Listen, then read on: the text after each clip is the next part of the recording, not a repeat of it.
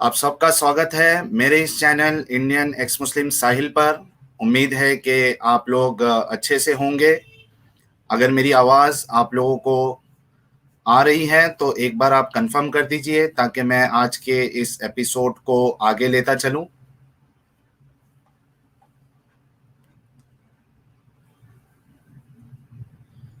दोस्तों, अगर मेरी आवाज़ आ रही है तो आप लोग कमेंट में एक बार मेंशन कर दीजिए।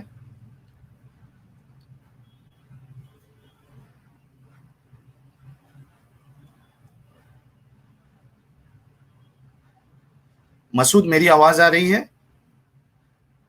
यस, आवाज आ रही है आपकी। अच्छा, लाइव मुझे 0 दिखा रहा है और कमेंट में मुझे भी 0 दिखा रहा है। कुछ इशू है। कमेंट शायद। चलो ना, ठीक है, हम स्ट्रीम तो चालू करते हैं। ये यूट्यूब पे अभी भी लाइव नहीं हुई है। अच्छा, आ गया, 22 दिख रहा है। ठीक है हाँ, दोस्तों, क्या आप लोगों को मेरी आवाज आई थी अब तक जो मैंने कहा?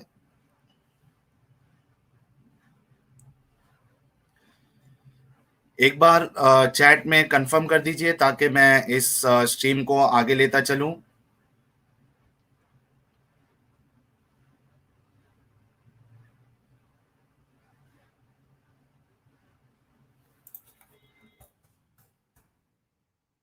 अब आ रही है, ठीक है। सो जय हिंद दोस्तों, सलाम, प्रणाम, सत श्री अकाल, नमस्ते। आप सबका स्वागत है मेरे इस चैनल इंडियन एक्स मुस्लिम साहिल पर। उम्मीद है कि आप लोग अच्छे से होंगे। कुछ टेक्निकल प्रॉब्लम की वजह से मेरी आवाज़ आप लोगों तक नहीं आ रही थी। एंड बहुत बहुत शुक्रिया कि आप लोगों ने कंफर्म किया कि अब आप लोगों को आवाज़ आ रही है। जितने लोग इस वीडियो को देख रहे हैं, आप सबसे रिक्वेस्ट है कि आप लोग वीडियो को लाइक कर दें, शेयर कर दें। आज बहुत ही ख़ास मेहमान हमारे साथ है और जैसे कि आप लोग जानते हैं कि आज का जो एपिसोड है वो हमारा इस्लाम से इंसानियत तक एक मुल्हिद की कहानी, इस इसका एपिसोड नंबर 10 है। Thanks a lot everyone confirm करने के लिए। एक अपडेट आपको ये दे दूं कि चूंकि हमारे जो गेस्ट है और वो ऑलरेडी आ चुके हैं स्टूडियो में, वो इंग्लिश प्रीफर करते हैं, तो हम आज का जो स्ट्रीम है वो इंग्लिश में कंडक्ट करने वाले हैं ताकि जो हमारे इंटरनेशनल ऑडियंस है वो भी इस वीडियो को देख सके और समझ सके। हमारी ये कोशिश रहेगी कि हम इस स्ट्रीम को हिंदी में भी इसका कैप्शन ऐड करें। मेरे साथ आज चुलबुल जी भी रहेंगे स्ट्रीम में। मैं उनको स्टूडियो में ले लेता हूं क्योंकि आप लोगों को पता है मेरी इंग्लिश इतनी अच्छी नहीं है, तो जहां पे मैं अगर रुक जाऊं तो चुलबुल जी आएंगे और उस बात को कंटिन्यू करेंगे। चुलबुल जी को स्ट्रीम में ले लेता हूं मैं। चुलबुल जी, बहुत बहुत स्वागत है आपका। Thank you for inviting me for the stream, Sahil. Thanks a lot. Yep. कैसे Hello, हैं चुलबुल everyone. जी आप? Ji, bilkul badhiya. And I would like to introduce our special guest to everyone. Hello, everybody. This is another episode of Islam Se Insaniyat Tak.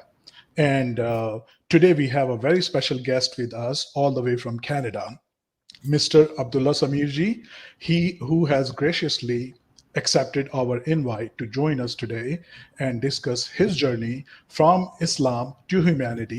And if time permits, he would also answer your questions. Over to you, Sahil. Yeah, thanks a lot, Chulbul ji. So, hello, Abdullah ji. Welcome to our channel. Thank you. And this Thank you for episode, having me. Yes, it's nice to be yeah, here. it's an honor for me that someone so special like you has accepted our invitation and given your precious time to us. Not a problem. I'm glad to do it. If we're working together to change hearts, change minds, have conversations, I mean, this is what I do. So I'm happy to do it. Thanks a lot. Just wanted to update you that my English is not very good. It's okay. So please pardon me if I am not able to express myself properly. Chulbul is also with us in this stream. Okay, in case I stuck somewhere, he will come in and he will continue. I think we are not able to hear you. Oh, and I was saying I don't speak Hindi or Urdu at all, so No we'll issues. do our best. Yeah. We are absolutely fine. I can understand English. Only problem is with speaking, but Okay. yeah, it's still okay with me. I can still speak. Okay. So once again, thanks a lot. Uh, let's start our episode. I request all my viewers to please like the video and share the video. And those viewers who have not yet subscribed our channel, I request you all to please subscribe. uh, Paul Chad is telling Sahil, your English is fine. Thanks a lot. I'll try my best. Uh, Abdullah ji, let's start with the episode. Uh, I have few questions for you, and we'll be glad to know the journey of yours from Islam to humanity. Okay, so the very first question that I have with you, for you, okay, I'll just highlight that. So the first question is, tell us about your background, like where did you grow up, family, religious atmosphere at home, etc. Just want Okay. to tell you that what Mhm. in case whatever information you feel you're not supposed to share, you can hide that. Yeah. Yeah, and I'm pretty public about most things, so I'm okay talking about almost anything. The only few things I don't talk about would be like regarding like my wife, for example, or something like that, because she has her own privacy and stuff. So, for example, tell us about your background. Like, where did you grow up? So, I grew up mostly in Canada, but I was born in Kenya. When I was 8, I came to Canada. And I grew up in a family that my dad is Ismaili, so Ismaili Shia Muslim, and my mom is Sunni, but she wasn't very religious, she wasn't practicing. Because, of course, in the first place, yeah, a Sunni woman is not allowed to marry an Ismaili man. So it wasn't as important. The religious teachings weren't that important to her. But my dad raised us up as Ismaili. Do you know much about Ismailis? Ismailis, you're talking about Shias, right? Yeah, so not even just mainstream Shias. These are Hmm. like a very small sect. They're like maybe 5 million, maybe 10 million, I don't know, 20 million in the world. Very small compared to like a billion plus Muslims. And they believe in Aga Khan. Aga Khan Hmm. is the leader of the Ismailis, right? So when he dies, it'll be his son, and then his son. It continues. It's a hierarchy. It's like a monarchy, like a I religious. think we know them by the name Khoja Yeah, some in of them like India. Khojas. Yeah. Yeah. So my dad was Ismaili, and Ismailism is very liberal, very moderate. They pray 3 times a day. There's no jihad. There's no hijab. It's very watered down Islam. So that was where I came from, and when I was in high school, around the age of, I don't know, 18 or something, 17, I don't know, I was introduced to Sunni Islam by some friends. They said, "Why don't you come and pray namaz with us?" So I'm like, "Okay."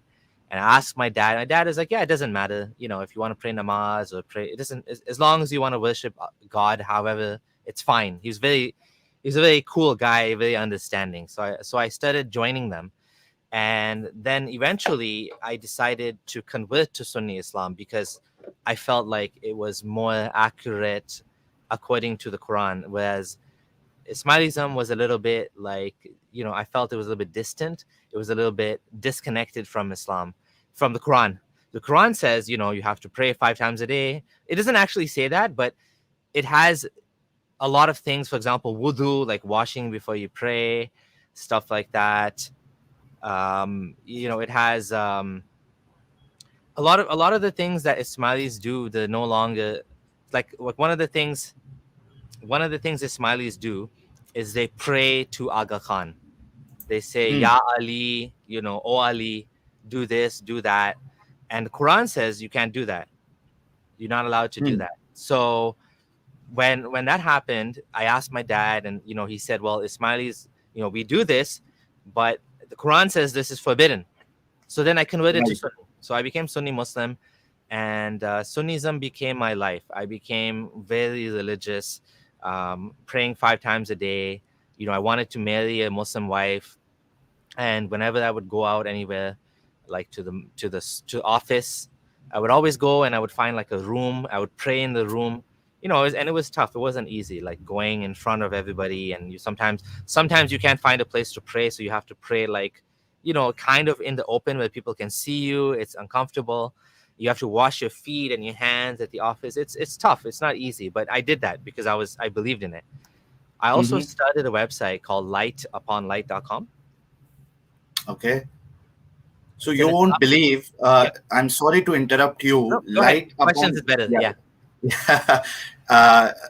Lightuponlight.com is the website. Yep. When I was a teenager in my 12th or 13th standard, I was visiting this website. Okay, when I was a Muslim. Oh wow. Uh, yeah, I know this website because the name of the website is very catchy. Light Yeah. upon light. So I Yeah. still remember that. Yeah. And this is the website I used to go to there because you used to upload videos of the international speakers. Yeah. We in Yeah. India, we used to listen only Zakir Naik, here. Yeah. But since I was very much interested in Islam, and I was more inclined toward this sect, Salafism. So Light Upon Light, I think the website has most of the scholars. I think almost all scholars were from the Salafi background. Okay, Yeah. so Because yeah.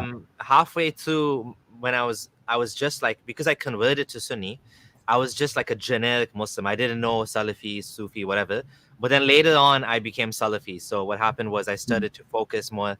There are some uploads on the website which are not the non-Salafis, like Riyadul Haq.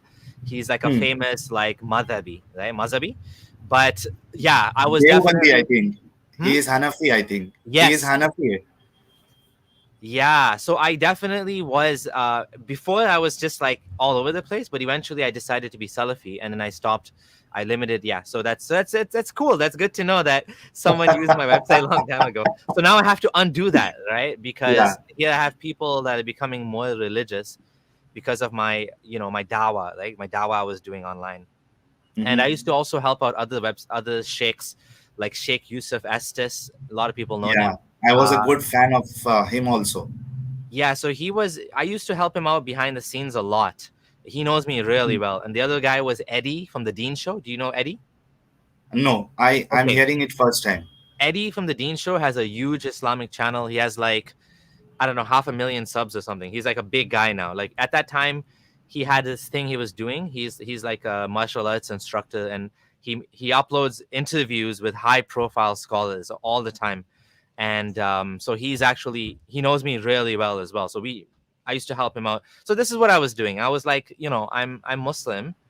I want to um do I want to help other people to be Muslim too, because I want other people to go to Jannah, right? I want other Yeah. people to have goodness. Like I think Islam is good, so why would I want to keep that to myself, right?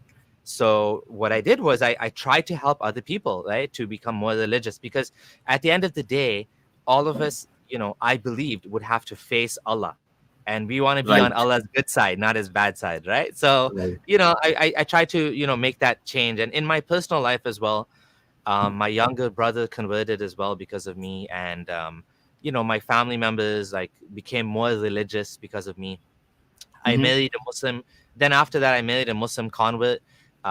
She became Muslim before she met me, and then we had Mm-hmm. kids. I have 5 kids now, and yeah, that was Just my. to Abdullah Samir ji, just one thing that I would like to know.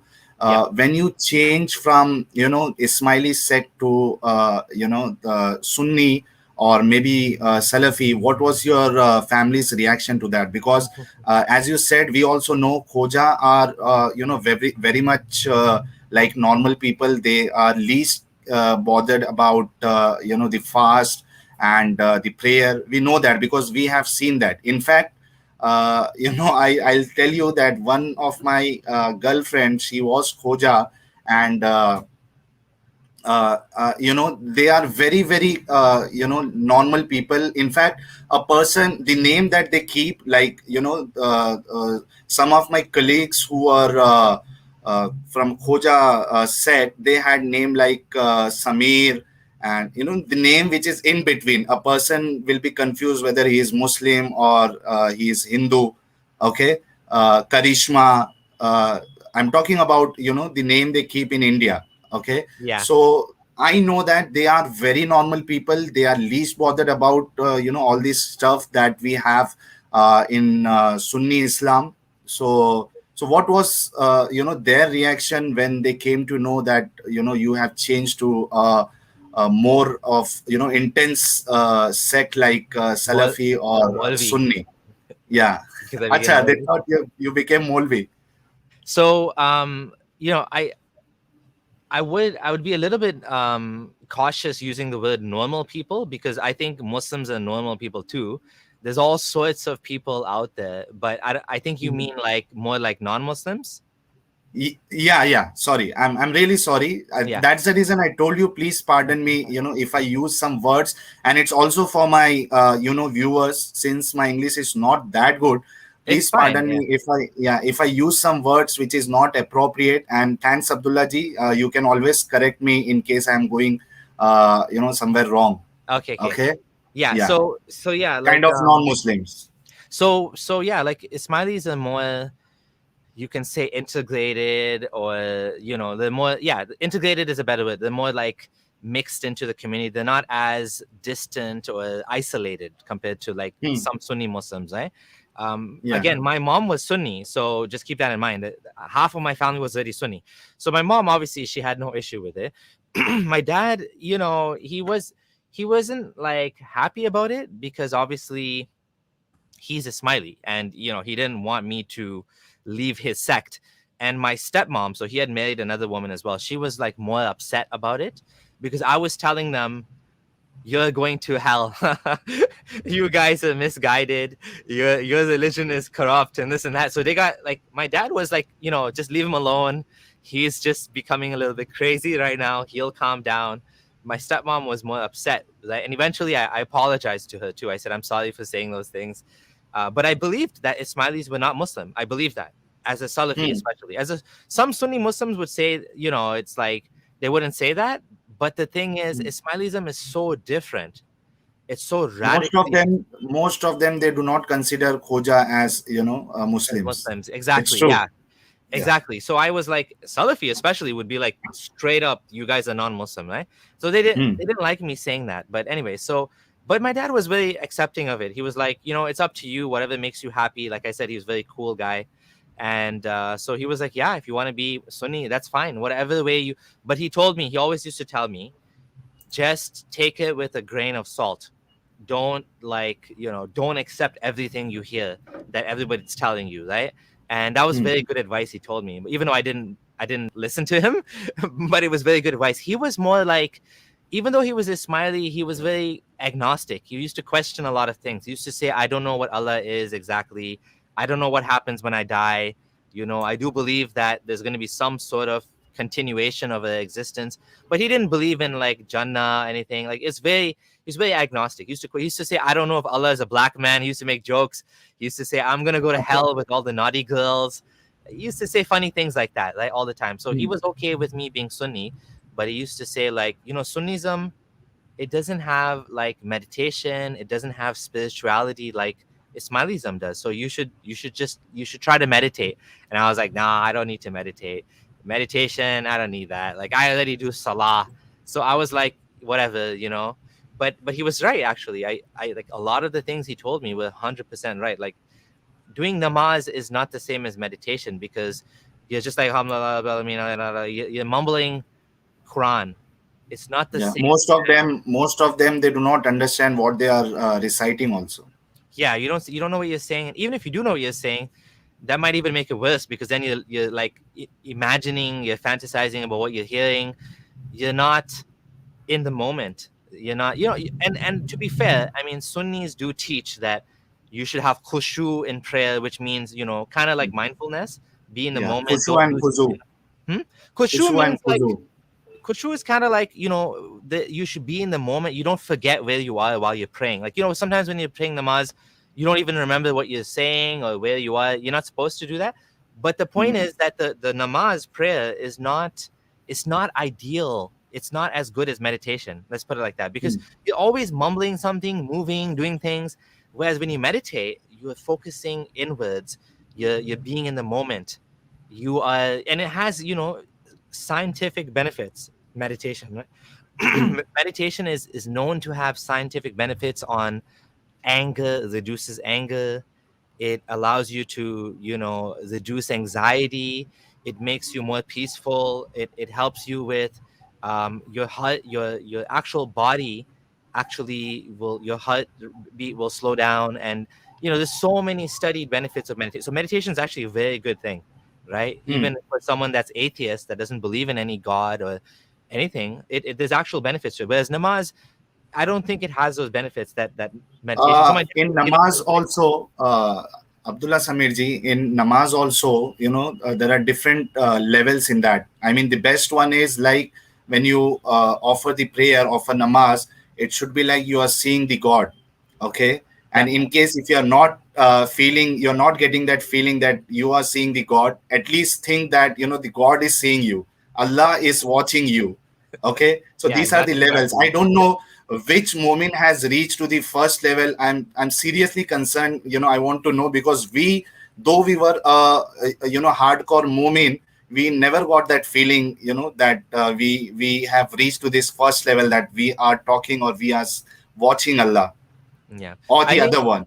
I think it's a lot of, for a lot of Muslims, it's just a lot of make believe. You kind of pretending to yourself that, I mean, let's be honest, when anyone that, not only Muslims, but anyone that's praying to God, they're talking to an imaginary friend. Like that person doesn't exist. You know, they're Hmm, asking this person to do this entity, do this for me, do that for me. You would have the same effects as just talking to your plants. Like you could hmm, talk to your plants and say, you know, I want this job tomorrow. And like I'm for example, right now I'm interviewing for a new job.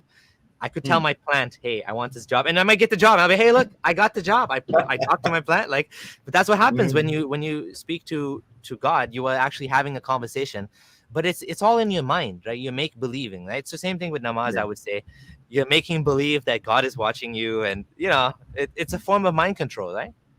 Yeah. So, Abdullah Samirji, have you also done some formal religious studies from some madrasa, like, you know, reading No. or learning Arabic? No, you have not done that. Okay. So a lot of what I did was self-taught because I was in Canada, and I did actually attend some seminars. Some, I don't know if you've heard of Al Maghrib. Al Maghrib is it's a I heard Salafi, that. yeah, it's a Salafi organization, Hmm. and I went to a lot of the classes on, you know, fiqh and salah, wudu, the fiqh of food and clothing, and with Yasir Qadi. I actually met Yasir Qadi multiple times. I did Islamic finance, but this was like kind of like it's university style seminars. It's not madrasa Mhm. style. It's not like, you know, like what you're thinking of from back home. Yeah, I like didn't do how, that. we have, you know, 3-4 days workshops, especially for students, or you know, when they have holidays in school, they keep these 3-4 days workshop to learn fake, or you know, some or Yes. the other topic they decide, and they do this workshop, especially on iman and akida, because the Yeah. Salafis are more concerned about. We know that, right? How much concerned they are about Akida.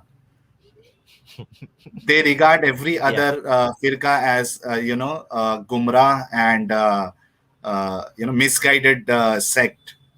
Yes. Yeah. So the religious studies that you got that time were from these kind of workshops, right? Yeah, and I also like I did attend like a lot of I was at masjids all the time. So whatever masjid had a program. So for example, I would sit down. like reading Quran was tough for me because I had to learn the Arabic on my own, and then I had help from friends in mosques and stuff like that.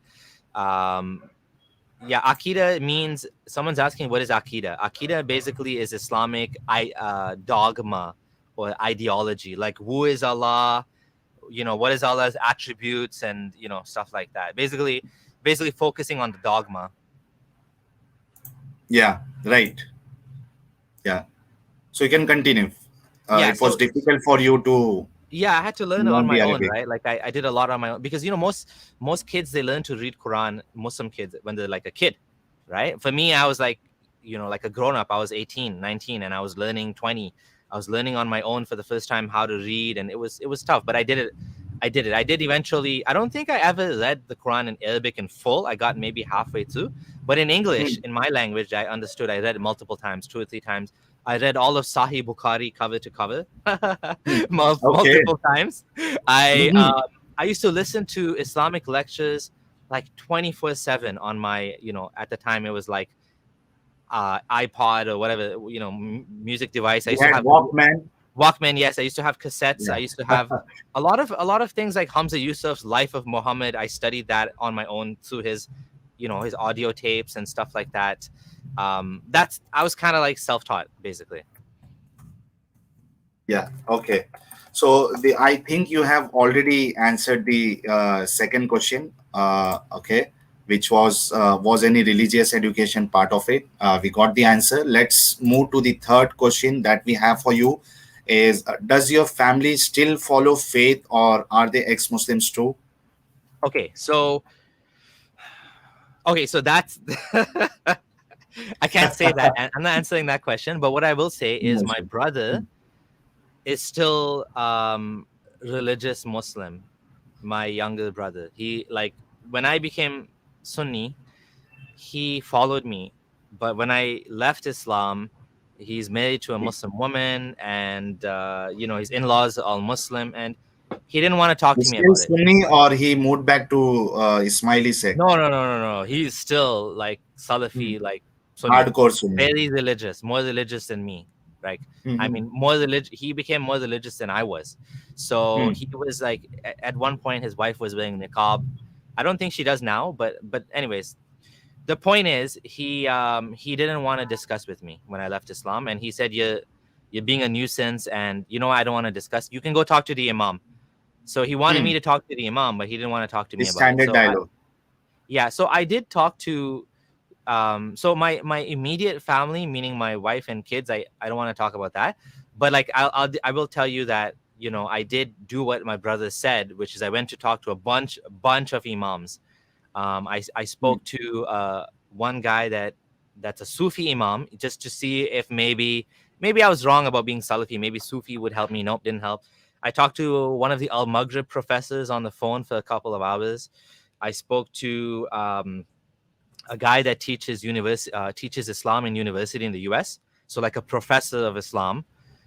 I spoke to basically so many people, right? I spoke to a lot of friends as well, religious friends, and nobody was able to solve the problems with Islam that I had, right? So basically, that's what happened. But yeah, in So terms of, one thing, yep, go ahead. Abdullah Samirji, one thing I'll like to add is that, when someone wants to accept Islam, they are least bothered, for this guy, that he should go to his scholars and check, first, that what is the problem with their religion, and then he can, take the decision.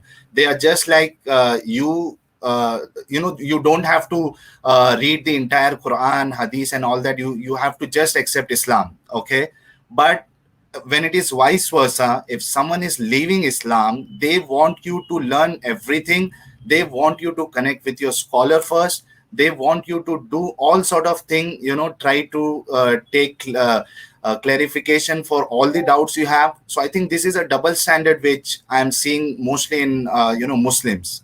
What is your Yeah, take on this? yeah, for sure. Yeah, I don't know if it's more with Muslims or if it happens with other communities too.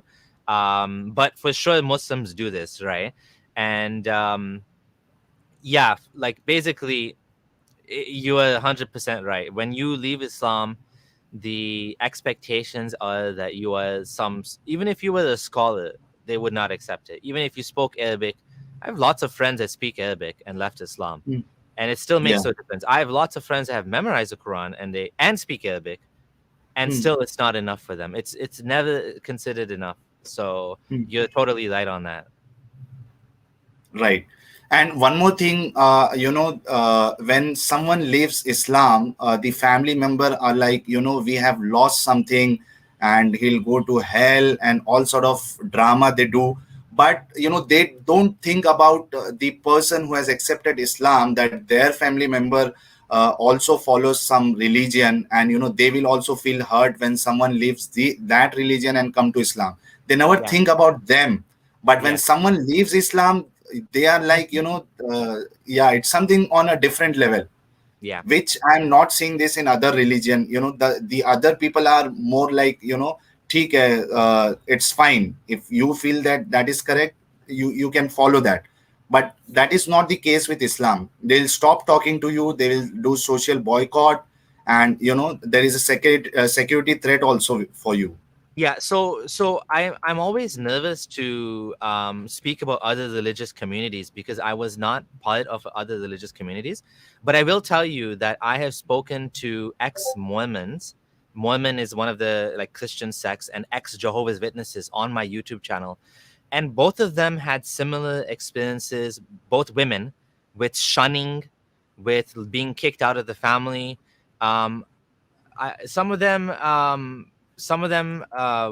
they had like similar experiences of being.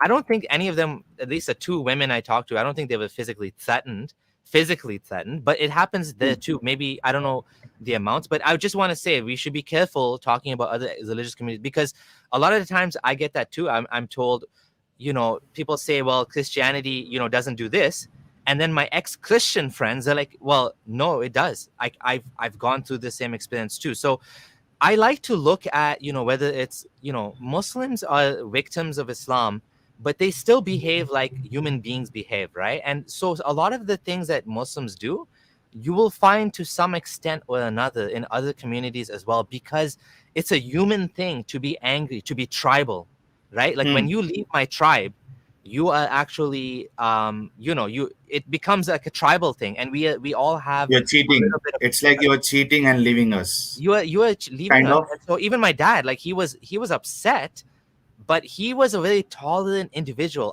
Some Ismailis have a much worse experience. When they convert to Sunni, the parents, they might kick them out.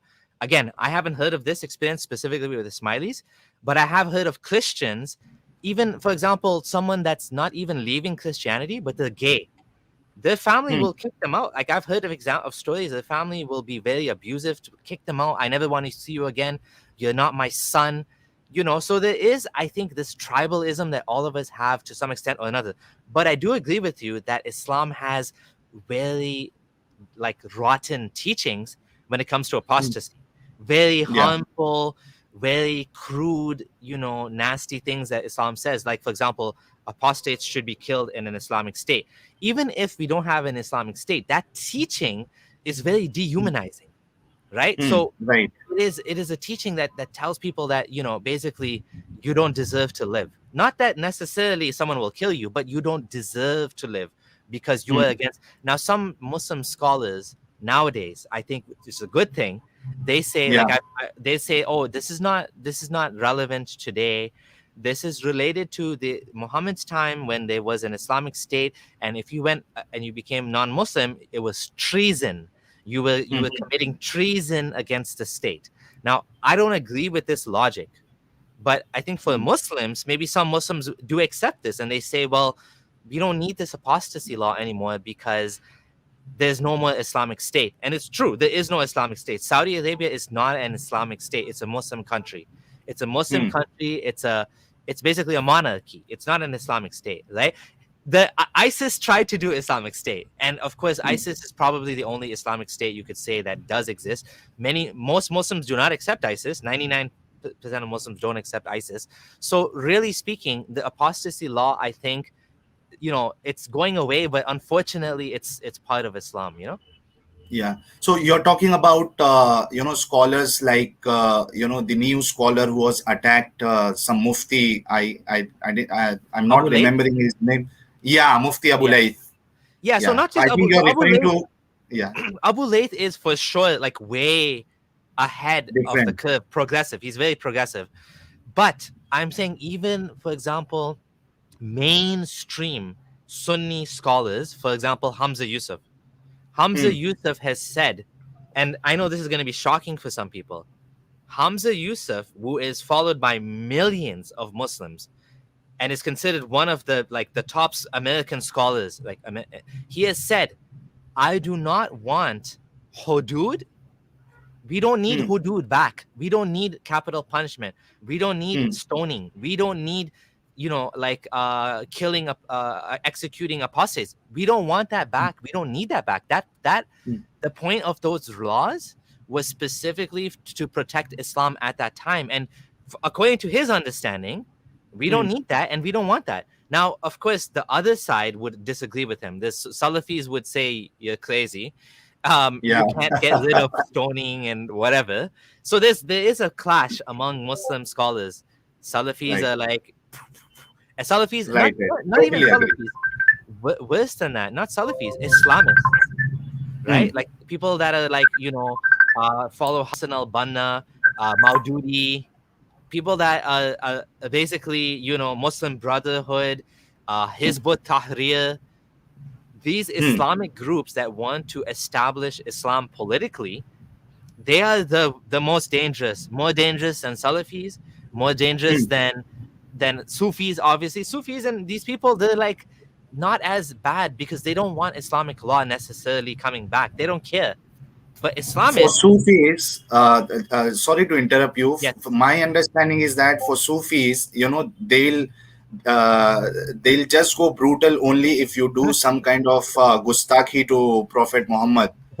Even if you say something wrong with Islam, they will be yeah, like, okay, but you yeah. cannot say anything, derogatory to Prophet Muhammad. Otherwise, they have this similar mentality that we will chop off your head. So You agree I with have me? to, yeah, I have to be honest. I as a disclaimer, my experiences of Islam are very Western. Just keep that in mind. I forgot to mention that because in your in your country, you might have a very different experience with Muslims, and in obviously in Pakistan, where the majority, it's very different than in Canada. In Canada, Muslims are well behaved, like you know what I mean. It's very Hmm. different. So I have to make that as a disclaimer. Yes, you're the Sufis over there, they might actually be the way you said, but I haven't seen Yes. that in Canada. So Hmm. that's just one clarification to make, that all of everything I'm saying is very Hmm. Western experience. I grew up in Canada and that's all I know. I lived in Egypt for 6 months, but I mean, I can't really comment on that just from 6 months. Like I can make some basic observations, but like Hmm. you may understand the experience is different. The Muslim Yeah, I'm community I'm is talking different. in Yeah. perspective of what we see here in India, and Yeah. especially Indian subcontinent like India, Pakistan, Bangladesh, and especially when I say Sufi or Barelvi, they are more like okay with other stuff. Even if you do something, if you do say something wrong about Allah, they are still okay, but you cannot just say anything to Prophet Muhammad. They will not like it. They will not be able to digest it. Uh, yeah. This is what the scenario, especially in India. Yeah, that's unfortunate. That I hope that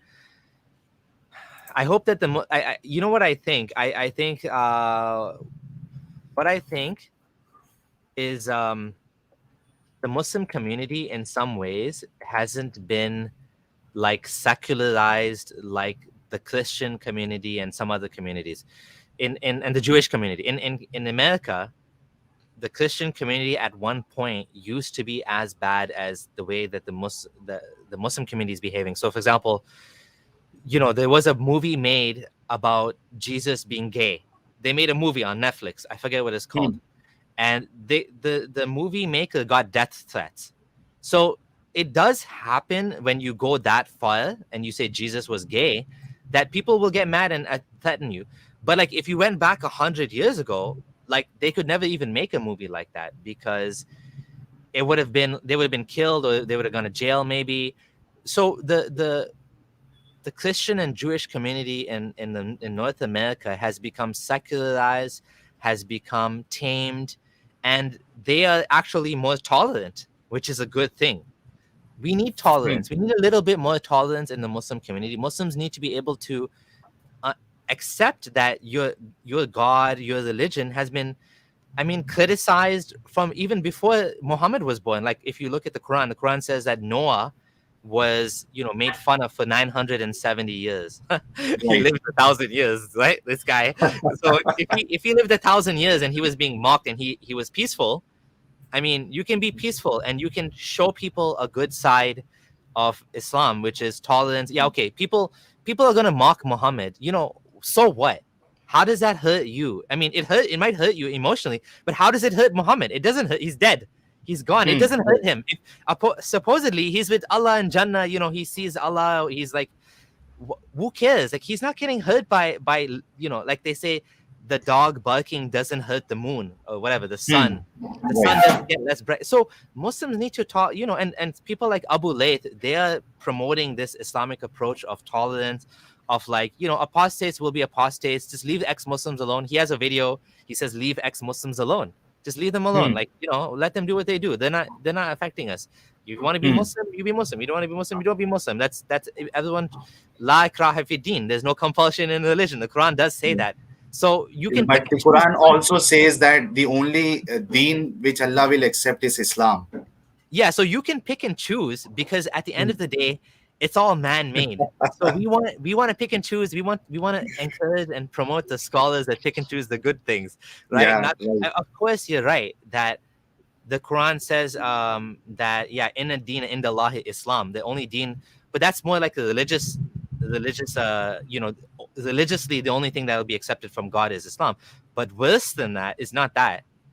Like the worst comments in the Quran are things like, لِيُظْهِرَهُ عَلَى الدِّينِ كُلِّ وَلَوْ كَرِهَ الْكَافِرُونَ, that Allah will establish his deen over all other ways of life, even if the disbelievers hate it, or if the mushrikun, the polytheists, detest it, or whatever, right? There's some terms like that in the Quran. So there is a lot of, that sort of sentiment in the Quran as well, which is violent, especially Surah 9, right? Surah Bara. Surah Tawbah. Surah Tawbah or Surah Bara is like the most kind of violent, aggressive verses in the Quran. So for sure it has that section as well, right? So it depends on the scholars how they interpret it, and that's basically will determine how the Muslim community will go, because Muslim community, the Sunni community, is very much based on the scholars, right?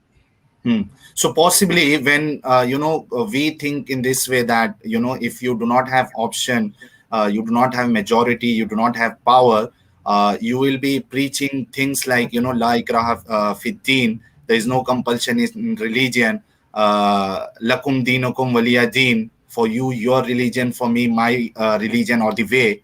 Okay, but when you come in power, when you have the majority, then you start behaving like what Muslims were, and what is shown in Surah Tawbah. If I may, Go ahead. I'm sorry. What just Sahil said. You earlier mentioned that the Muslims in Canada are generally very tolerant. Now, bonus question for you. So, do you think it may be because of the number, what Sahil just said, because we see their intolerance increasing in other parts of the world too, including West. I would like to mention the stabbing of Hatun Tash, unfortunately. Yeah. So okay. So Hatun Tash thing is a little bit complicated, I think, because that is, that's. I don't want to blame her for what she's doing. She has every right to speak, to drill holes in the Quran, to say your prophet is. I'm not going to repeat it because I don't want you to get YouTube strike or something. Your prophet is, and then a lot of like very aggressive language about Muhammad, right? Like Yeah. And again, I can't even say it because you will get like a YouTube strike if I say it. Yeah. So So our policy is that we don't believe in disrespecting, any religion or personalities. We yeah, just criticize in a, good yeah, way, so that even if Muslims are hearing us, they should not feel, yeah, yeah. something that bad level, I think. So so it's a tough question what you're saying. What I think is, okay, put your question another way.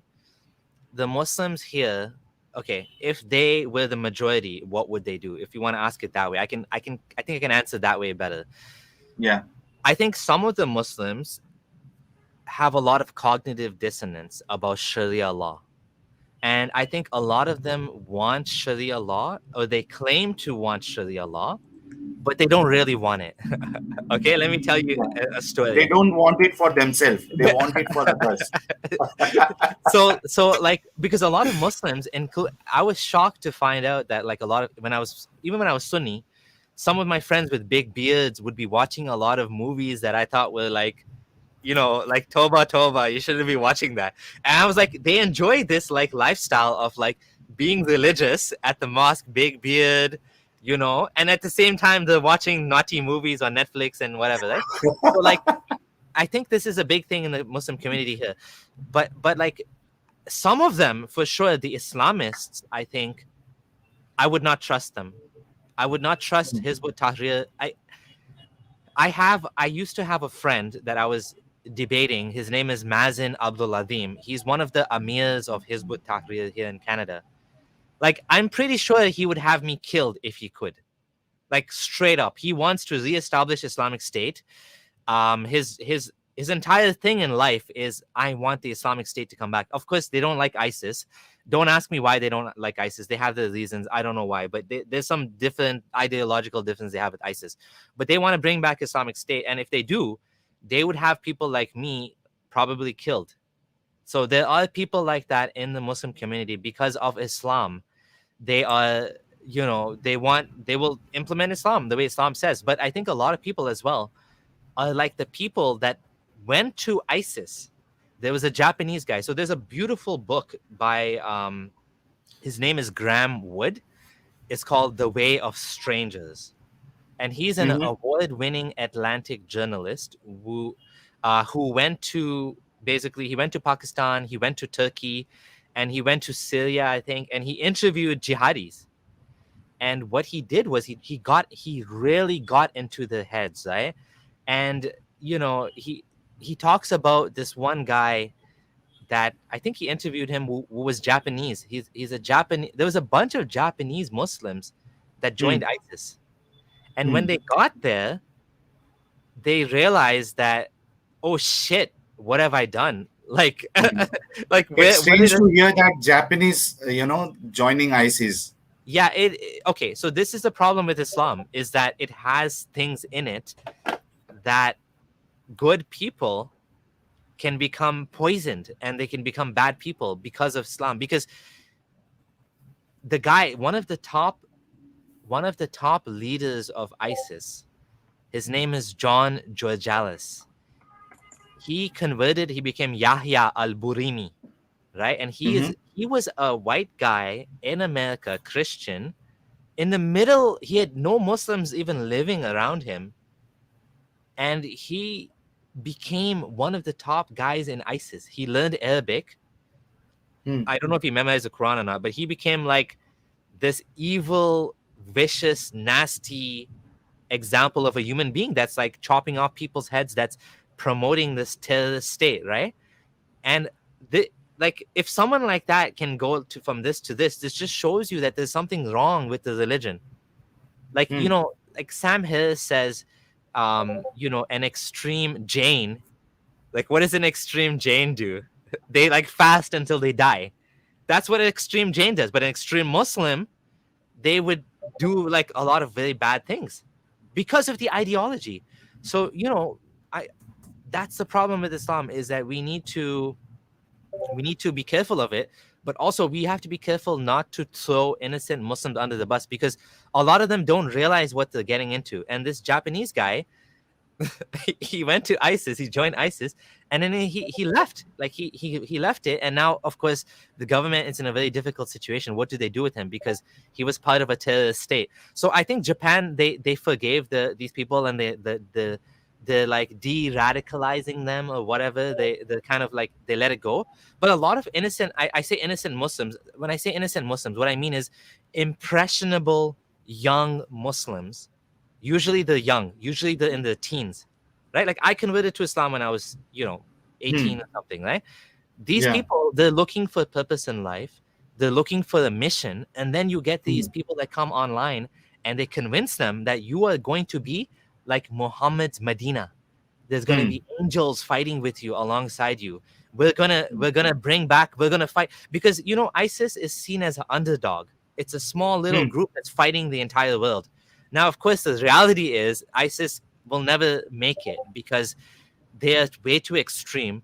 They don't work with anybody, unlike what the Taliban is doing now. The Taliban's trying to be like, yeah, we care about women's rights. Wink, wink. Yeah, we care about, we're going to work with you guys. Wink, wink. So they're like pretending they're trying to work with other nations. ISIS didn't do that. So, of course, ISIS is going to be wiped out eventually. The ideology will stay, but the state will never remain because it's just, there's no angels coming. Right? So they're not going to be able to survive at the end of the day.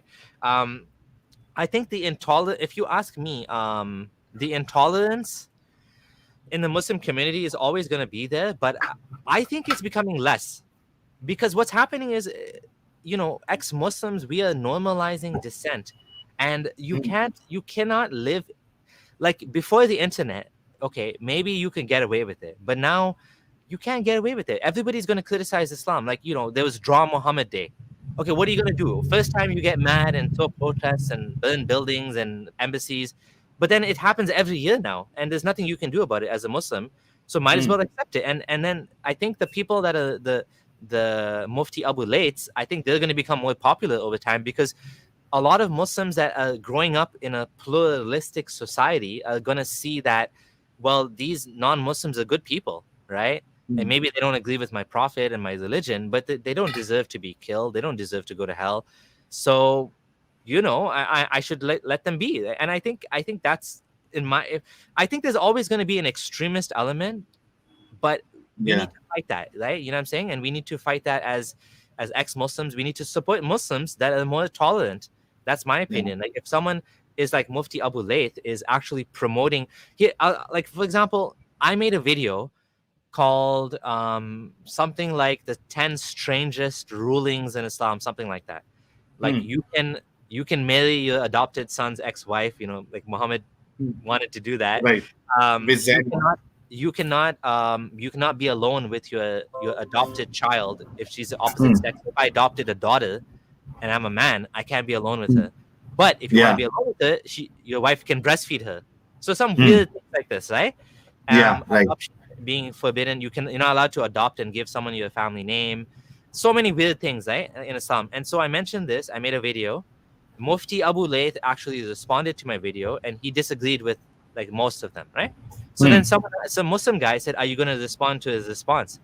I said, "Why would I respond to his response? I like what he said. I like his Islam. I like. We want change. I want Muslims to follow his Islam. You know what I mean? So why would I disagree? Like I don't agree with Islam. I don't believe in Allah. I think Allah is made up. I think people should leave Islam because they'll be happier and better off. But if someone wants to be Muslim and they're going to be tolerant, I'm okay with that. That's fine. Like we don't care. We don't care if you want to be Muslim or if you want to be Hindu or if you want to be atheist, as long as you respect my rights to be who I am. Right? Yeah. I actually will fight for, and I've done this on my channel. I fought for the rights of Muslim women to wear hijab. There was a young girl, she was kicked out of a soccer tournament because she was wearing hijab. And I made a video. I said, this is stupid. Like, how does that affect her soccer playing? Why does anyone care if she wears hijab? If she wants to wear hijab, let her wear hijab. If she doesn't want to wear hijab, equally so, we should promote and support her right not to wear hijab. Like, for example, like in Iran, the chess team, they're kicking off people that don't want to. There was a woman that was not wearing hijab, and they kicked her off the chess team. Again, this is equally stupid. What does hijab or not hijab have to do with chess? So in both cases, I will fight for people's rights to be themselves, right? As long as they're not pushing it on someone else, then that's what's important. Not whether someone is Muslim or Hindu or atheist. That doesn't matter. That's a personal thing. Or gay, or black. It doesn't matter. What matters is how you treat other people. Right. In fact, we are seeing so many new interpretation of Islam and Quran. I'll tell you that what we normally do on this channel is, 2 days in a week, we keep open live stream. We invite our Muslim brothers and sisters to join this stream. We pick up a topic and let them speak what they have to say about that objection we are bringing out. Okay, so while doing this, we see that we see all sort of excuses and interpretations. In fact, I'll tell you one of the interpretation and new thing that I have heard. I don't know from where this interpretation has come, which new scholar has given this interpretation. This guy was telling that the Hindus and the Christians, they are not kafirs. So you have misunderstood the word kafir and mushrik. They are not kafir. So it was really new for me that this guy is not considering Hindus and Christians and the other guys as kafir. Yeah, so there is a mainstream sort of version of what you just said. Hamza Yusuf has said something to this effect, but I think it's very dishonest, obviously, because basically what these people say is that a kafir is not someone that is not a Muslim, but is someone that knowingly knows right. Allah is real and rejects him. But these people, I mean, people that unless it's like a mainstream opinion, like for example, Quranists, I don't really bother talking to Quranists because I don't care. Like, again, it's like Mufti Lay. It's like your version of Islam is so weird. It doesn't make any sense. Like, I don't really care what you believe. You just do what you want. Like, I'm not talking to you. I'm talking to Sunni Muslims. I want to talk to Sunni Muslims who believe in Hadith, not Quranists that or people that pick and choose which Hadith they want to follow that based on what it says, not based on the rules of transmission. So again, we get those kind of callers as well. They cherry pick. We'll select this, but we'll not select the one that you are telling. Yeah. I mean, it's dishonest, and that's, there's gonna have to be some dishonesty, I think, at some point for people to change Islam, because it is what it is. There's a lot of bad things in it. So, which is why people like ISIS, they continue to win the debate sometimes, because there's a lot of bad things in the Quran and Hadith that make it easy to make that interpretation, right? Yeah. Just one question from my side, since you have mentioned about the Quranists. Okay, while I was conducting an interview for interview of one of the ex-Muslim, she was telling me there was one guy who was Quranist, and he already had a wife. So wanted to know, I mean, have you heard about this, that the Quranist also open to threesome and foursome? Because they are referring to that verse of Surah Nisa, that you can marry a woman of your choice in 1 1 2 2 3 3 and 4 4, something like that. So he was like, the Quran allows threesome and foursome also, because when you go to Hadith, then you are not allowed. So have you heard something like this from the Quranis, that they're okay with threesome and foursome? The problem with the Quran, the problem with being a Quranist is there's no context to anything. Like, you can make up like 500 different religions from just the Quran, because even the Quran, when it talks about, it talks about the Battle of Badr, and it says that, you were all scared, and then we made you sleep, and then it rained. If you don't know about the Battle of Badr, like, there's no way to make sense of what it's talking about. It's like you guys were scared and something what's going on? Like, what's the Quran talking about, right? So the Quran does have some kind of basic rules about praying. Pray this way, wash this way, have a Friday prayer. But like when I ask Quranists, okay, how do you pray Jummah? Like there's no rules, there's There's no context. It's just like Methods. Yeah. there's no method. Like, what do? You sit together and you like sing a song. Like, what is it? What does it mean? So I don't really bother engaging with Quranists because it's like it's a made up thing that nobody follows. Like maybe not even 1% of the Muslim population. So it's not even Yeah. worth. And majority consider them as the misguided people. I mean, once you get rid of Sunni hadith, you are like basically, I don't even know what you believe anymore. So like, there's no point talking. You can just believe what you want. At this point, you're not even. I don't want to say you're not Muslim, but you are like a very strange type of Muslim. So there's no point engaging because my point is, I want to engage with people that were like me, and I Right. understand. I understand that. I don't understand Quranism because to me it's stupid. So why would I talk to people like that? Right, right. I totally agree with you. Before we move to the next question, which is already on, just let me take one super chat. NN Mhm. Paul 40 rupees का contribution. Thanks a lot, NN Paul जी. मुझे भी join होना है. मेरे अनुभव मुझे बताना है. NN Paul जी, आप इंटरव्यू खत्म होने के बाद, if time permits, we'll open the call if Abdullah Samir ji is okay with that. So आप रुके रहिए थोड़ा. Let the interview finish first, and then we'll decide, whether we are going with calls or not. Okay.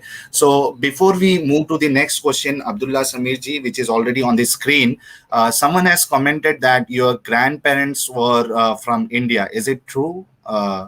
Yes, this is true. So I was born in Kenya. My parents were born in Kenya. My Okay. grandparents migrated from India.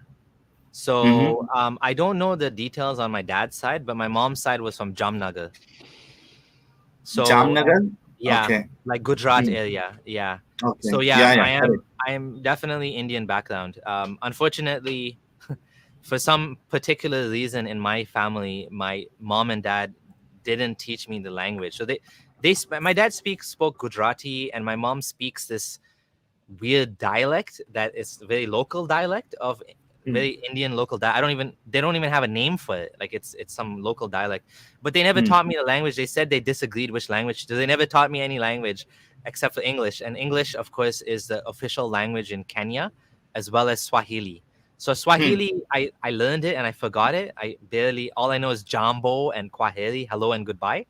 But Hmm. unfortunately, I never learned Hindi or Urdu or any other, even Gujarati. I just never learned it, unfortunately.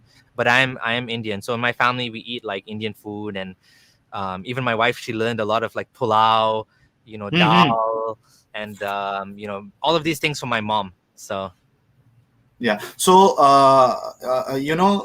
when I saw you first time, long back, when I was not a ex-Muslim. Okay. When I saw you, I thought like you are Indian yeah, because we are very similar. Then, it's very strange to know that you do not know Hindi, or I thought like maybe, you're not Indian because you are very much, when someone sees from India, they will think that you are Indian. And you are Indian. I mean, since your yeah, grandparents were from India.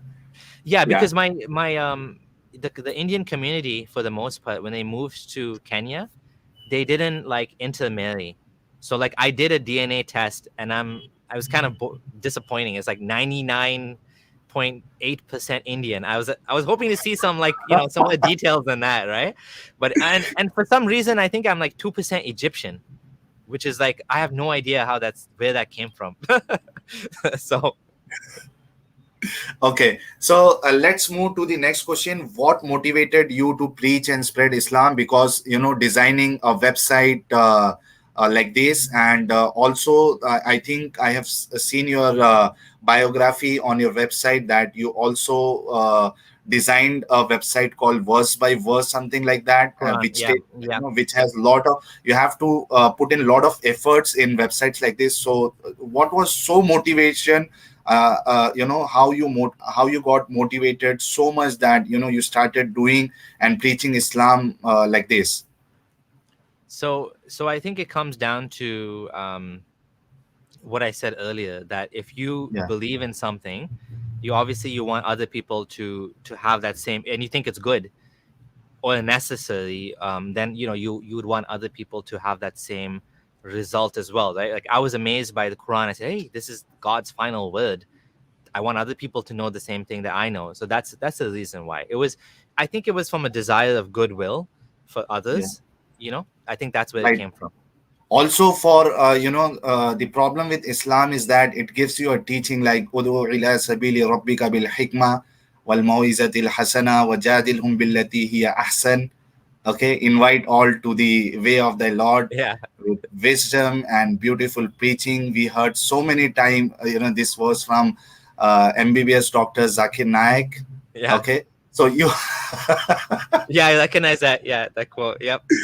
yeah, so you get that feeling you are fed with these kind of things, that if you have accepted the truth or the truth, it's your duty that you have to spread it to the others in order to save them from the hellfire, because in your mind you think that Islam is the only religion which is correct, which is from the Almighty God, and the all other religions are man-made. So you have that feeling, and most of the Muslims, they do the same thing wherever they go. Maybe they are traveling, or they are going somewhere. In fact, I'll say, even if they are going to watch some movie, if they get chance to speak to the other guy, they will start inviting people to Islam.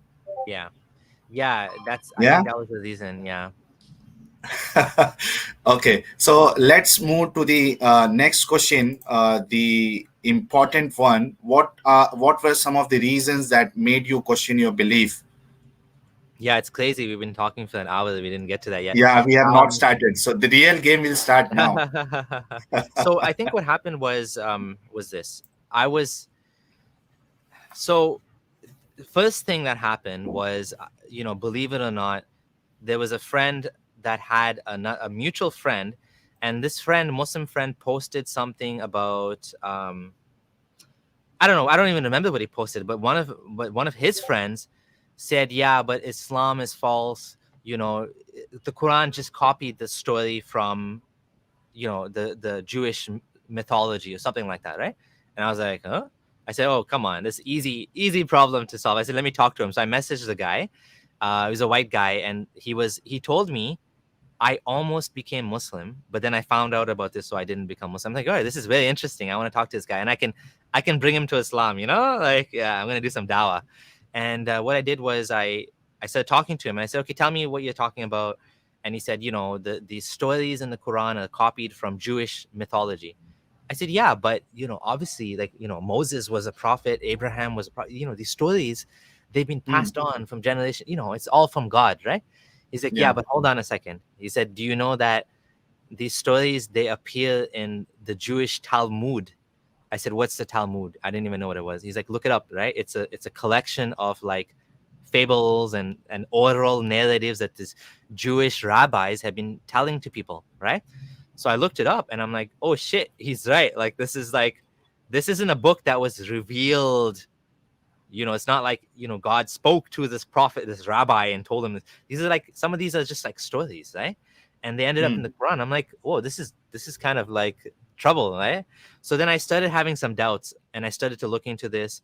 I started to look into some other things, and then I basically talked to my wife and I talked to my friends, and they said, you're just on the internet too much, you should stop doing this, just come, hang out with us Muslim friends more. We'll, don't go online and debate people or whatever, something like that, right? So then I buried my doubts. This was in Ramadan, like I think 2014. And I buried my doubts, and I said, I'm just going to be Muslim again. So I said, forget all this, I'm going to be Muslim again. So I was Muslim, and I fasted the rest of the year. The full year I was praying and doing everything, eating halal, all that stuff. Next year came, 2015 July. I think it was like 15th night of Ramadan or 17th night of Ramadan. We were in the masjid for iftar, and Hmm. meaning like the food that they give you after Maghrib prayer, Yeah. the evening The prayer. actual party. Yeah, and so the imam, his name is Sheikh Dawood Butt, and what he said was, um, these scientists, they think they're so smart, and the Quran, it says Allah holds up the sky without any pillars, and he was kind of like mocking science, right? He's saying something stupid. I don't know. I don't even remember exactly what he said, and this brought all my doubts back, because I had like buried my doubts in the back of my mind. I didn't want to think about it, but it was still there. And I'm a sort of rational person. I try to, like, I believed in Islam because I believed it was true. It wasn't blind faith.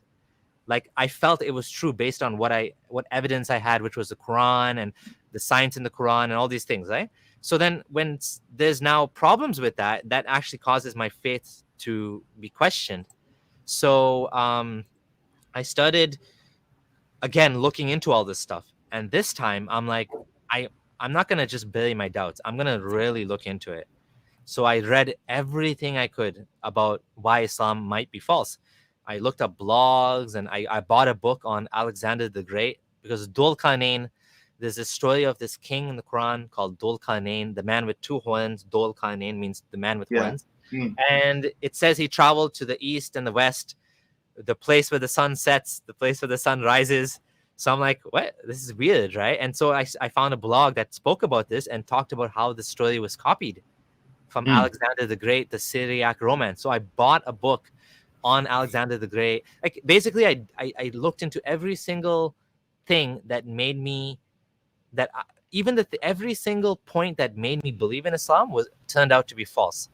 So every single miracle claim, the mountains as pegs, the embryology in the Quran, anything that was a sort of proof for me was like dead, right? And then I realized that, shit, there's no good reason for me to believe this. I'm believing a lie. And before this happened, I was still praying Taraweeh prayer. I was going to the mosque, and I was like, thinking in my mind, am I believing in a lie? Am I believing in a lie? And eventually it got too much for me, and I said, okay, I'm not going to pray anymore. I'm not going to fast anymore. I'm not Muslim. I don't believe in this. And that's when I started to really engage with Muslims. So I started to post things on my Facebook saying, like, this stuff doesn't make sense, right? This stuff is, like this and that, different things. And some people were like, what's going on with you? Are you doing a social experiment? Like, is this a joke? Like, why are you posting all these things? And I'm like, no. I actually am wondering about these things myself. And then people are like, oh no, you shouldn't post these things. You're causing fitna in the community. This and that. And so then they're like, you shouldn't do this, right? You should actually be privately talking to a scholar, not posting this online, right? So then I said, okay, let me talk to some scholars. So I did that. And then even one of my friends, he told me I almost became atheist, and then I became Muslim again. And so he's like, let's talk. I said, oh, this is amazing, because you know that talking to Maulvis and Imams, they don't know anything. They don't know about these issues. They don't know Alexander the Great Syriac romance. They don't know about the Galenic medicine that Muhammad copied from. They don't know any of this stuff. People that know about this stuff are like the people like Hamza Soetis that are debating with atheists. The Imam at the mosque doesn't know anything. All he knows is what he's taught in the school that he went to, in the madrasa, and that's all he's preaching. He's useless. You go to him, he won't be able to say anything, right? And Muslims don't realize this when they tell you talk to the Imam. Imam doesn't know anything. The people that know anything are like experts in like debating and stuff. So, but anyways, this guy, he was a friend of mine, and he almost became atheist. So he knew some of this stuff. I went to his house. I deleted all my posts, and then I asked him about all of my doubts. I asked him about Muhammad, the things he did, and this and that. And so some of the things he was like, okay, this is my explanation. Some of the things he was like, I don't have an explanation for this, but I'm still going to believe in Islam. I'm going to take a leap of faith. And I said, why? He's like, because if it's wrong, then I'm going to go to hell. If it's right, then nothing happens. I just die. So basically, this is called Pascal's wager, as you probably know. It's basically, it's a very silly reason to believe in something, because you're basically saying, I'm believing just in case, right? Which doesn't really make sense. Like, you're going to live your whole life according to a lie just in case. Like, it doesn't make any sense, right? So at the end of it, I wasn't convinced, and so I started posting again. Then similar thing happened. One of my friends, who is now like an imam, he said, come meet me at the mosque. Someone told him I was posting all these things, and so I went to him. This guy was a little bit like of a snake. He was, even though he was a friend of mine and he'd been to my house, he'd eaten food with us, and he actually I actually trusted him, but he was a bit of a snake. When I went to him, he was asking me like what you call loaded questions. Did you ever feel peace in your prayer? Did you ever enjoy fasting? He was asking me questions and making notes so that later on he can go and post on Facebook, hey, this guy, he doesn't like fasting. Hey, this guy, he doesn't like like. So this is what he was doing. I didn't know this, right? But this is what Yeah, happened. he, Right? he wanted to, he wanted to show people that since you're not interested in, praying and keeping fast, you're getting rid of Islam in the name of these doubts. Well, worse than that, he was trying to say I was a fake Muslim, or like not Yeah. fake Muslim, but like even before when I was Muslim, no one should listen to me because that doesn't count because I wasn't like I didn't have kushu or something. He was trying to say I was I'm a fake ex-Muslim basically, right? Yeah. I mean, there's no way he knows I'm not a fake ex-Muslim, but he was trying to ruin my reputation, right? And this guy's name is Orij. So I actually have a video where I showed like what he said about me. He said, my job is to show the whole, when you go after Islam, my job is to show the holes are in you, not in Islam. But he admitted to me, I'm doing a character assassination. He admitted to me on WhatsApp. So like I saved that and I put that in my video to show people like this is what happens. Like people will backstab you when you go against the religion. A good person becomes like, because the God becomes more important to them than even the friends in their life. It can happen, right? And it's happened to me. So excuse me. So this guy, I went to him and he tried to help me as well. He said, he speaks Arabic now. He studied Arabic. He went to Egypt and all that. And he said, the sun setting in a pool, it means to see it that way. Like, all the typical nonsense, right? And I said, okay, but why would Allah, use language like that, knowing that 1,000 years later, people would think it means the sun's going into the pool. And it's worse than that. The story, the Alexander romance that it's copied from, it's literally going into a pool because that's a 7th century story. They didn't know better, right? So the Quran copied it. And ironically, this is the funniest thing ever. The funniest thing is that the story goes, the Jews wanted to challenge Muhammad. And the non-Muslims wanted the polytheists, the pagans, they wanted to challenge Muhammad and show that he's false prophet, right? So they asked the Jews, what can we ask him? So they said, and they were like, because the Jews at the time, they used to have a civilization, whereas the pagan, the polytheists, including Muhammad, they didn't really have like a proper society. It was like many little tribes, and they weren't educated, they didn't read and write. But the Jews, they were literate, they had books, they had castles, right? So they were asking them, help us out to debunk Muhammad, right? And they said, ask him about Dhul Qarnain. So the funny thing is, he got stuck there. The funny thing is, 1400 years later, they actually ended up debunking him because of this question.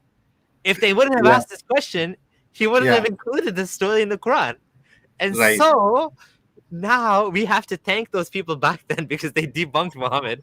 1400 years ago, they debunked him, basically. Of course, at the time, it wasn't obvious because at the time, the story was a famous story. And, basically, it's kind of like a dumb challenge because if you think about it, they already knew the story. They're asking him, do you know the story? He didn't know the story. He found out about the story. He included the story in the Quran. But what does that prove? It doesn't really prove anything. But at the end of the day, it ended up debunking him, which is amazing. It's just like a genius move, Yeah. So this was a huge problem for me. And eventually I said, okay, I couldn't solve my doubts. So now I'm going to tell people that I'm not Muslim. And I thought that people would just be like, like me, that if you see the proof in front of your eyes, Islam is false, the Quran is false, they would just leave it. But they didn't. And that's where I think I'm a little bit different than a lot of the Muslims that I know, because I converted to Sunni Islam on the premise that it was true. And so I was able to leave it as well.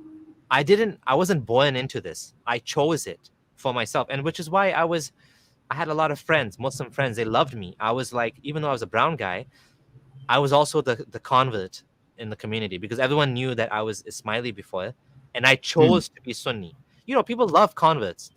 Muslims love converts. Christian, everybody loves it when you convert to the religion Yeah. or the group because you become the guy that is not them. You become the guy Hmm. that they want to be. Like Yeah. you become the guy that I used to take my bike and I used to bike to the mosque for 30 minutes to pray Fajr because I didn't have a car. They loved me because I was more Hmm. religious than them, and they Hmm. looked up to me, right? So now I left Islam. Now you know they don't know what to do. So what happened was nobody threatened me, right? Nobody like at the time when I left Islam, they were all sad. Like a lot of my friends were crying, right? Like one of my friends was crying. He's like, "Don't say this. Islam is false. You know, don't say Muhammad is not true." And my sister-in-law was crying as well. My auntie was crying as well. And the funny thing is, like, I had to stop myself from laughing because they're crying that I'm gonna go to hell, but I don't believe in hell. So it's like they're crying over something made up, which to me it seemed funny that like you don't need to cry for me. I'm not going to hell. There's no hell. Right. Thankfully my mom, she's not like that. She doesn't think I'm going to hell. So she's Sunni Muslim, but like I said, Hmm. she's like I think she's a little bit agnostic too. She questions some of the stuff. She's not atheist for sure, but she doesn't care if I'm atheist. She's like, yeah, I Yeah. still love you. You're still my son. I think you should believe in God Hmm. because I pray to God and I feel better. I said, nah, I don't. It doesn't make me feel better. I can talk to my plants and I feel the same. Talk to my dog, I feel better. Like, hey, buddy, how's it going or whatever. But I don't need God for that, right? So Right. that's what happened, and that's how I left Islam, and that's the beginning of my journey. It happened. Now it's been what 6 years now.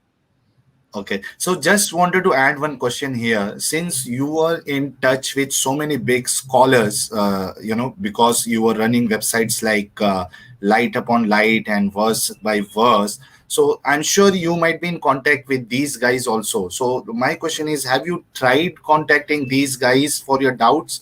Because these are well-known speakers. If you say Yusuf Estate and these guys are very famous speakers. So have you Yeah, tried contacting them? I want to show you something Resolve on it out. yeah, I want to show you something. Hold on, if I can. Okay, so I mean, maybe this is gonna change, but there's been an unfortunate pattern here, which I want to show you, which is that people are avoiding to talk to us ex-Muslims. So if you can show my screen. Yeah. This has been my experience. So this is on my blog, right? So my experience has been this since I basically have been trying. Every single time I've tried to reach out and contact someone, for example, Shabir Ali, I emailed Shabir Ali, right? Hmm. Even he is a famous speaker. And I spoke to him before I left Hmm. Islam. I actually spoke to his son. So, anyways, I'm not going to read this full list, but you can see it's a very Hmm. long list, right? Hmm. One of the most funniest examples was when I called in on Hamza's Den, the lion's den, right? Call in and challenge us, right? They Hmm. they uh they kicked me out of the stream, and by mistake they put the super chat on the screen. So they Hmm. actually admitted, okay, look, okay, I tried to join 3 times now, but I was kicked out. I guess you 5 of you don't want to talk to me. That's pretty lame. So we Hmm. have Muhammad Hijab.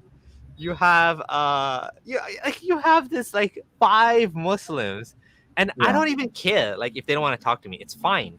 But like if the Hmm. like the only reason I called in was because someone asked me to call in. A Muslim guy said, "Why don't you call in? They like taking callers." I'm like, I don't know, man. Like I don't think they're gonna take me. And of course, they didn't, right? And of course, Hmm. there's a couple of people we talked to, a very small list. You can see a very small list of Muslims. The major list is very big, and people don't want to talk to us. Either Abdullah Gondal or I, we've tried multiple times, but it just doesn't Have you not happen. received any response from them on email So that? so so Yusuf Estes ignored me completely. Shabir Ali, he replied to me when I sent him a long email from his son. His son sent an email. Someone I know knows Shabir Ali. and his son. So he emailed his son, and his son forwarded my email to Shabir Ali, saying, "Here's a list of my doubts and my problems I have with Islam." This was like when I was back in 2015. And he said, "Okay, I'll get back to you." He never got back to me. So now I replied to that same email. I say, "Okay, look, you never got back to me back then. I'm ex-Muslim now." He knows who I am. Obviously, he knows who I am now because I'm on all over the internet. And I said, let's have a conversation. I said, let's have a friendly conversation. I would love to talk to you about this stuff. No response. They don't want to even. It's changing. I do think it's changing, but for the most part, they don't want to acknowledge us and discuss with us because they probably think that if they talk to us, that more people will leave Islam because our points are good. I don't know. I don't know why they're so scared of us. To be honest, like to me, I'll tell you my understanding on Yeah. this. yeah, I'll tell you my understanding on this, and my observation is that these guys like Muhammad Hijab and Shabir Ali, they are very good in debating. When we see their videos, uh, debating with Christians and people from other religion. But I think they deny us because they know that they will not have strong arguments in front of us, because if a Christian or someone from other religion go and debate them and point out something which is wrong in Islam, they will always try to show them the same thing in their religion. So possibly they know that it's very easy for them to win with people of other religion, but that is not the case with ex-Muslim. I mean, we are not promoting any religion yeah. or And so. also Yeah, even a lot of times that same show, there was this one and there was another channel where they take callers, Muslims. Even on the other show, they will take like white atheists. So they're not scared of atheists, but they won't take ex-Muslims yeah, atheists. So it's like it's the white atheists. What I mean is the non-Muslim atheists that were never Muslim, they don't know really the Quran, so they're not yeah. much of a challenge. You know what I mean? So I think you're right. I don't think Muhammad Hijab is scared of me. I don't think Muhammad Hijab is not. His personality is very like, I wouldn't even be surprised if at one point he actually asked me for a debate. I think at this point there's no point because he doesn't want to bring more attention to me, but I don't think he's scared of me. He's not that type of person that he's scared. Ali Dawa is scared of me, which is a joke. Mm. Which he's such a joke. He's such a joke. I ran into him. He's one It's of the very first guys. irritating. He's the first guy I basically talked to back in 2017 that was like, "Yeah, come, I'm gonna debate you. Come to Speaker's Corner." Then I said, "Okay, let's do it online." Then he blocked me, and he's like, "Oh, you're looking for attention," and he decided not to debate me. So I think the one person who's able to who has done this successfully is Apostate Prophet, because Apostate Prophet has reached a certain level, a certain threshold of popularity that they can no longer ignore him.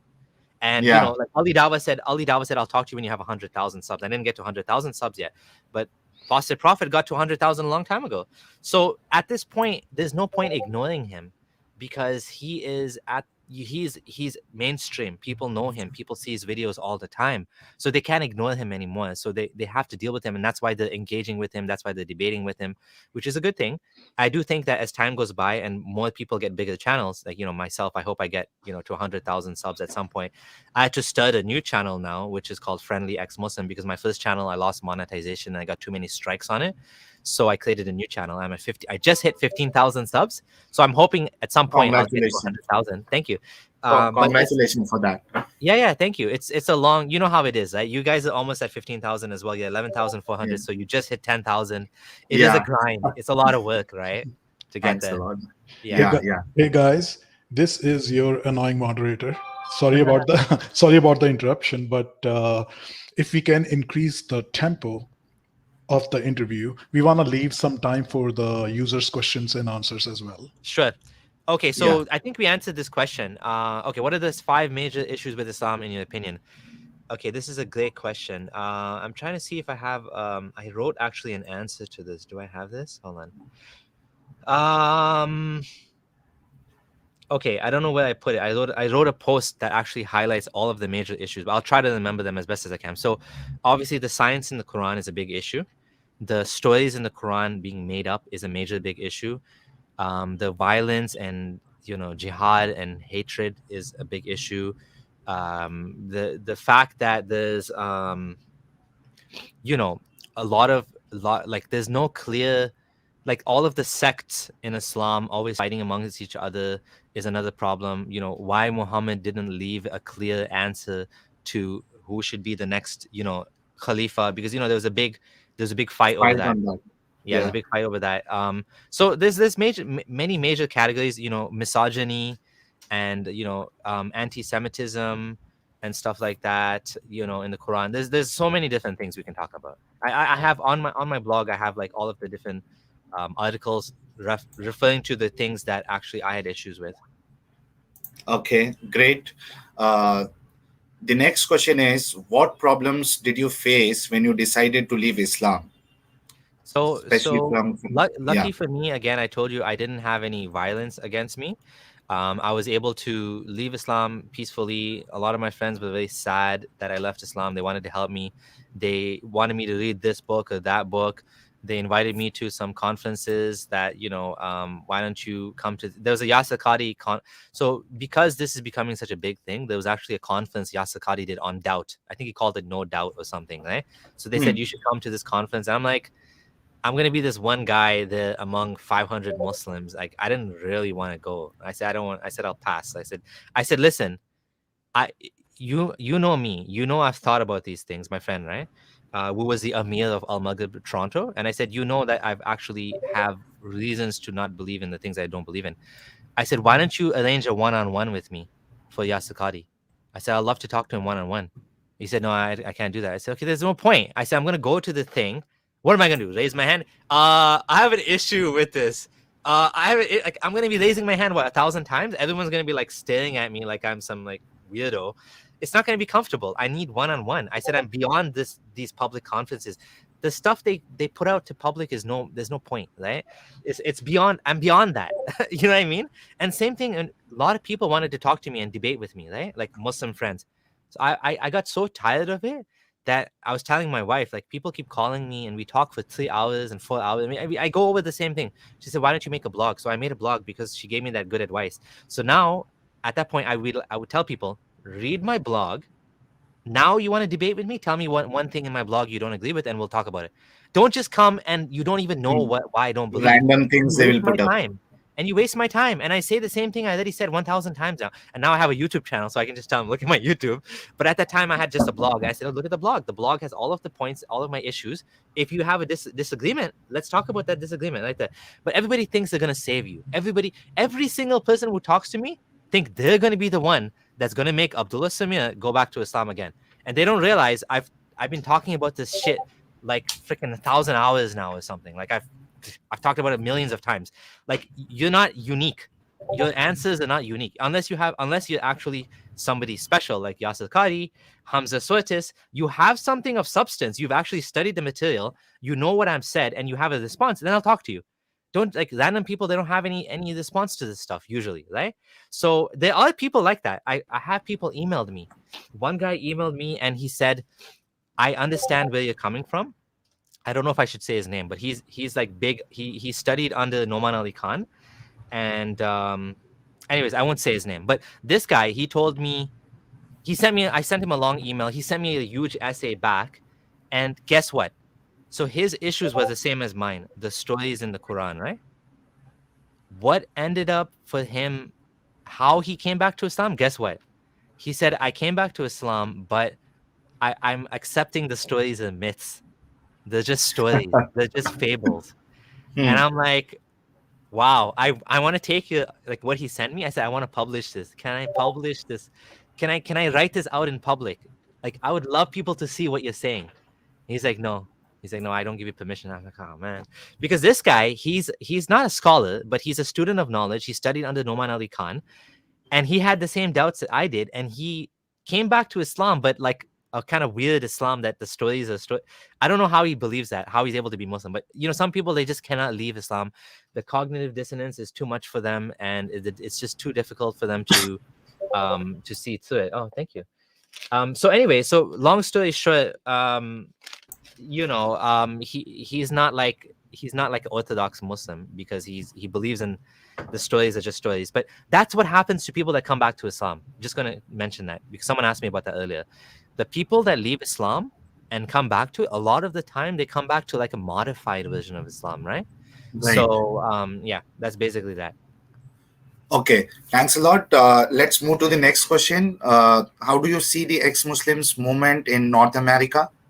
So ex-Muslims in North America, I think, is doing a great job. EXMNA, and Do you it's have kind of organization there? yeah. So we have an organization called the Ex-Muslims of North America, EXMNA. I was actually when I became public, one of my best friends now, he's now my best friend. He reached out to me. He saw my videos and he's like, "Hey, I understand what you're going through, and we have a community here, and we have meetups." And I'm more of a private individual. I don't really go to meetups that much and stuff like that. I don't like, so I didn't go. I only went to like 1 or 2 events, but it's there for people that want to find other people that are like-minded, because when you lose all your friends, I lost all my friends. I forgot to say that. I lost all my friends.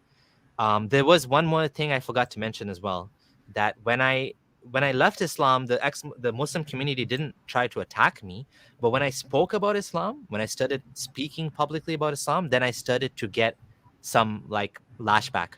I had one of my friends who I knew for 15 years, one of the guys that was crying and saying that, "I'm so sad you're leaving Islam." He said, I'm not gonna help you move houses, because I was moving. I said, "Why?" He's like, "Oh, because you have a blog against Islam." So you see how I've become now an enemy of Islam. So now his opinion of me has changed. It's gone from, "Oh, I used to be a friend," to, "You're an enemy of Islam and I can't help you. I don't want to be," even though what he was doing had nothing to do, moving houses had nothing to do with Islam, right? It's just being a good neighbor. But anyways, that's fine. I told him I don't need any help anyways, but thanks for telling me you don't want to help me. And then more recently, this happened maybe a couple of years ago now. I had people call my office. So people don't know, I'm not a full-time YouTuber. I do this on the side. Full-time, I'm a software developer slash like architect and whatever, right? Oh, And I had people call me at my company, called my company that I worked at. They found out where I worked. Multiple people called and they said, "You should fire Samir because he is bigot. He talks about Islam badly online. He hates Muslims." I don't know what they said. They said all sorts of nonsense, which is not true. Like, I don't hate Muslims or whatever, right? I'm not a bigot. I talk about Islam and I defend Muslims even, right? But whatever, that's what they said, right? And I don't know exactly what they said, but it was something related to this. Multiple people called, and then I was like, I found out later, because apparently my company, the president of the company got involved, human resources got involved. They had a big meeting over me. I don't work at this oh, company. I don't work at this company anymore. They didn't tell me about it, by the way. That's the funny thing. They decided, mainly because my boss loved me and I do a very good job, they decided it doesn't matter like what I do online. What matters is my job, what I'm doing, right? So they decided to take a risk and to keep me, because the risk is these guys might have called the clients, right? One of the clients was BMW at the time, right? Like when I was working there. And they could have called BMW and said, "Your company that you're working for hired this guy. So you're canceling me." They're trying to cancel me. So they tried to cancel me. It didn't work. I kept the job. And it worked out well. So it worked out fine. But this is the risk you take when you speak about Islam. Not leaving Islam. Leaving Islam in Canada, US, for the most part, nothing will happen to you. Nobody will do anything. You'll probably just when you lose your start friends. coming, yeah, when you start coming in public and you Yeah. try to criticize or defame, then the risk Yeah. starts. I mean, just to be just to be a little bit more nuanced, yes, you may get some sort of violence, especially if you're a young person and you're living with your parents, and you're a woman, especially like a female. Like, you may end up getting abuse, physical abuse. I'm not saying nobody gets physical abuse when they leave Islam. I'm not saying that. I'm just saying I didn't, because I was an adult. I was living on my own. My parents are cool. My family's liberal Muslims. My mom's family is Sunni Muslim, but they're very liberal, and they don't even care. Like, they don't like that I talk about Islam on YouTube, but they don't care if I'm atheist. They're like, "Oh, whatever." You know what I mean? You be you. And I find a lot of Indian Muslims are like that. I don't know if you guys agree or not, but the Indian Muslims I know here, they're like, maybe because they lived in a more multicultural society with Hindus and pluralistic society. The Kenyan Muslims and the Indian Muslims, they don't tend to, they're a little bit different than the Pakistani Muslims, and they tend to be more like accepting of who I am. I don't know if that's the same experience for you guys, but you want me to answer this question? Yeah, it's for you. So I don't focus on these stories anymore because I think there's much better points against Islam. But there is an article that Bible stories. I'll link an article that actually gives examples of copying the Quran, copying stories from the Bible. Like the stories, for example, of the sons of Adam fighting, and then the crow came, and this the story of Abraham being thrown in the fire. There's so many examples. There's tons of examples, right? I don't have the page right now, and I'm trying to find it, but it's hard to do it on the spot. So I'll send a link later. Oh, I found it. Okay, I'll send you a link. 1 second. I'll just post it in the. So there's an article that actually does mention this, but again, there's much better things you can mention than this example because, like Dul Qarnayn, the scientific errors, even the story of Jesus, how Jesus doesn't fit into the Quran. I've written articles on this as well. Jesus is obviously copy pasted into Islam, and it doesn't make any sense. We don't have time to talk about this now, unless you guys want me to elaborate. But basically, Jesus is a better example. It's the problem using this rabbinic stories is it becomes very academic. You need to then go into the Talmud, into the oral Torah. You need to be able to understand the sources of these stories, and most lay people, they wouldn't be able to discuss this. Which is why even me, like when I started to look into it, I realized that it's harder to prove this point, but there's much better examples. So why not just use those? Yeah. So before moving to the next question, I would like to ask how efficient or how much changes you are seeing, people in especially the English audience, or if we say North America. What do you think? People are leaving Islam. I mean, the speed and what is the effect that you're seeing? Well, I'm seeing that. I mean, I just uploaded a video yesterday of this American convert. He's a speaker. His name is Asadullah. And he was saying, just him personally, he knows hundreds of Muslims that have spoken to him personally, that have left Islam, that have doubts, that are, that are basically apostates or having major doubts, and they lead the prayers in mosques. They're Hufad, the Hafiz of the Quran. And these people, they look like they're Muslim on the outside, but on the inside, they don't believe. And he said he knows hundreds of people. So I think what's happening is there's like a major change happening in the community. And it's basically happening in front of our very eyes. People are leaving Islam like nothing else. And I think a lot more Muslims are going to end up agnostic. They're going to end up cultural Muslims. You're going to see a lot more Muslims that they drink alcohol or they eat pork, and they don't really believe, but they still call themselves Muslim. I think that's what's happening. Yeah, so there is a question for you through super chat. Thanks a lot, Algebra. Islam is just Judaism on steroids. Anyone who has lived in Brooklyn, New York, can tell you on that. So, what do you have to tell on this? Yasir Qadhi actually made this comment too, not on steroids, but basically Yasir Qadhi said that when you study Judaism, you see just how similar it is to Islam, the laws about the eating the meat. And I mean, it's obvious that Muhammad copied from Judaism because in Medina, there was a lot of Jews, but there wasn't a lot of Christians. So what you find is when Allah talks about Christianity, like he makes a lot of mistakes. But when he talks about why do you think the biggest chapter in the Quran, Al-Baqarah, is all about Moses? Because that's the material he had. Stand-up comedians, they use material from their own life, right? They talk about the wife, they talk about the kids, the office. Yeah. That's what Muhammad was doing. He's using material from his life, right? Like from people around him. So Judaism is very much, I'm not an expert on Judaism, but I've heard a lot of similarities. For example, you can't sleep with your wife. But actually, Judaism is like kind of more extreme than Islam in some ways. Like in Judaism, if your wife is menstruating, you have to physically separate the beds, 2 different beds. They have 2 beds. They have I don't know. There's a nice show I think it's called Unorthodox, on Netflix. If you guys have Netflix, yes, that's the one. You should check out that series. Your viewers should check out Unorthodox on Netflix. It's a nice show about a Jewish lady that was struggling in her family, and having doubts and whatever. And it's a good movie. It's actually a good movie. So it shows you a lot of the things that we went through as ex-Muslims, this lady was going through as well. Yeah. So there's one more question for you, Yep. Abdullah Sameji. How Indian agnostic is asking, how do you see future of Islam after 2-3 decades due to ex-Muslim movement? How can we, from non-Muslim background, religious or atheist, help your movement? So I think Islam, like I said, I do think it's becoming tamed, just like Christianity has become tamed today and Judaism has become tamed. When I have Jewish friends, and when I talk to them, they make fun of religion, but they still call themselves Jewish.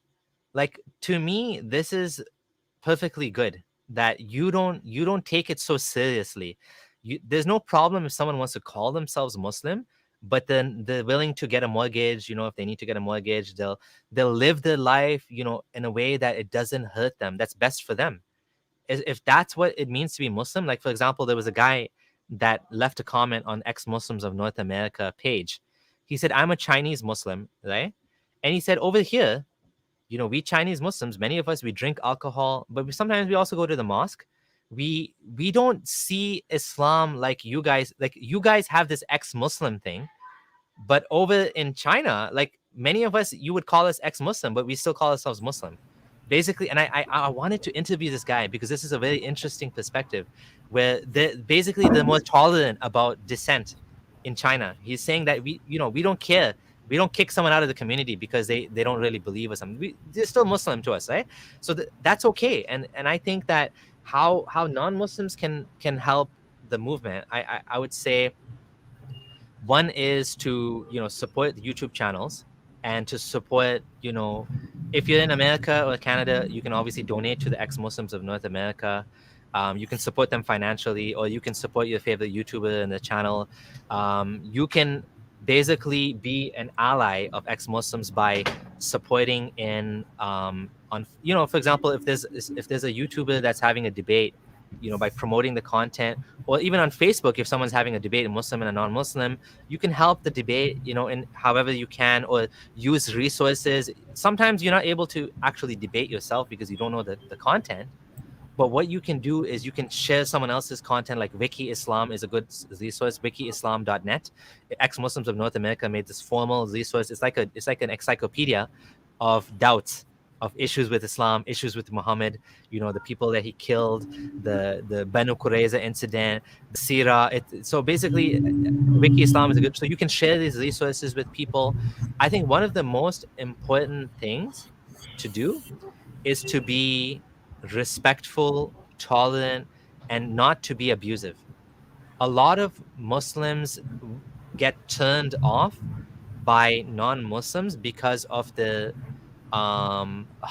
let's say hostile approach. If you come across and you tell people Muhammad is a pedophile, and you use a lot of like nasty language, you're not going to convince anybody, and you're not going to make the world a better place, and you're going to achieve nothing except making that individual probably more religious, or maybe even pushing them into extremism. So I think it's better to try to be, what wins over a lot of people is the fact that many non-Muslims are good people.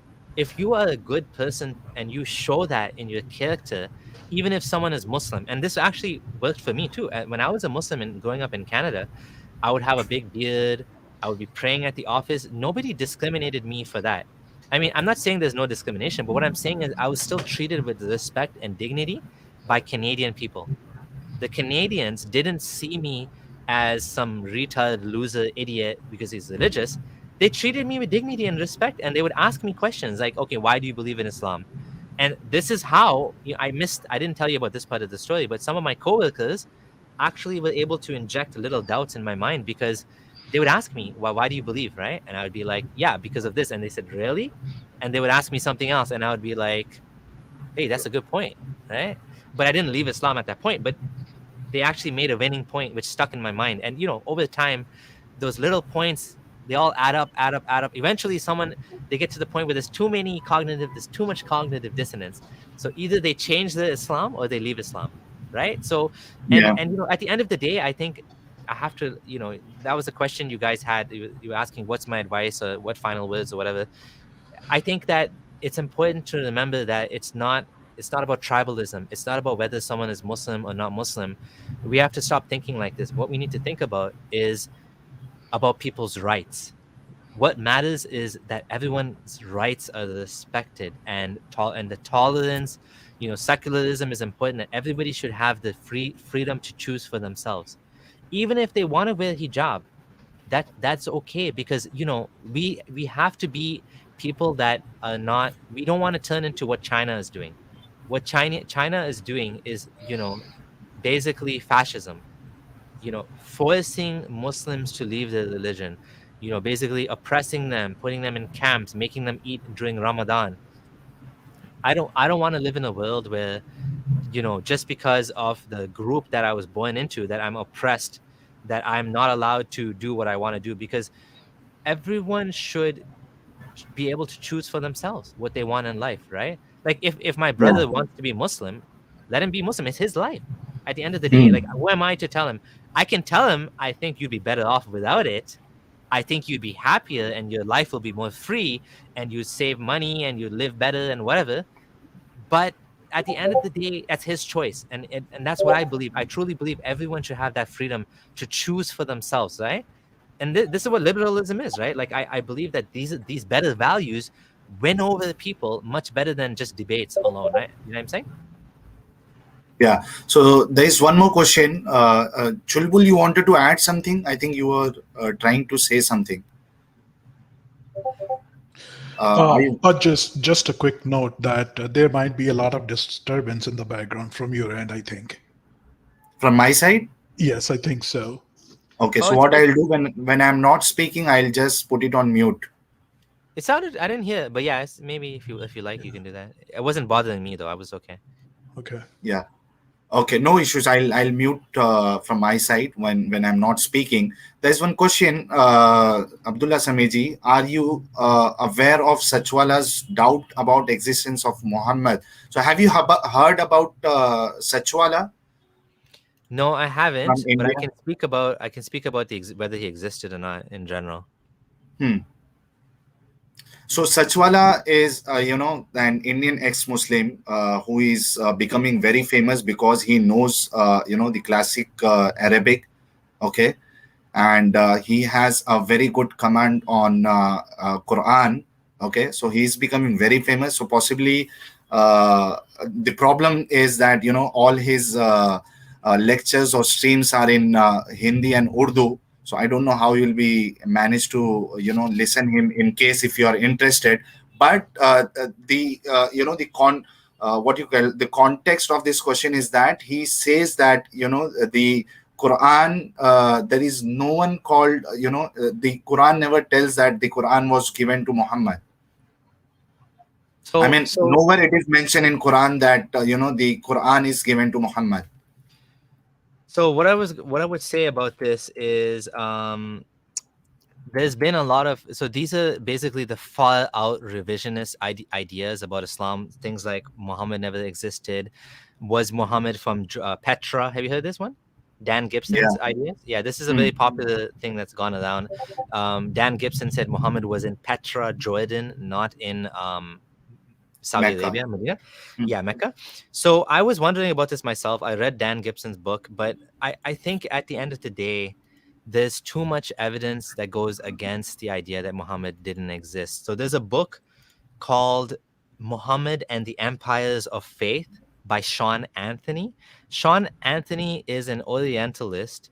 He's basically an academic on Islam who I really respect. He knows his stuff. He knows his shit. He's looked at like rock carvings, like in Arabia, and there's been ones that actually mentioned there's a prophet and this and that. He's found out, for example, like, I used to wonder things that I used to wonder. For example, how come there's nobody with the name Muhammad except for Muhammad? Have you heard this before? Do you know anyone before Muhammad was named Muhammad? It seems like No. it's a unique name, right? He Hmm. actually had a response for me. I asked him on Twitter. He actually mentioned he found some ancient book that mentions this name, so this name wasn't unique. There is the academics, the real academics on Islam who study this for the living.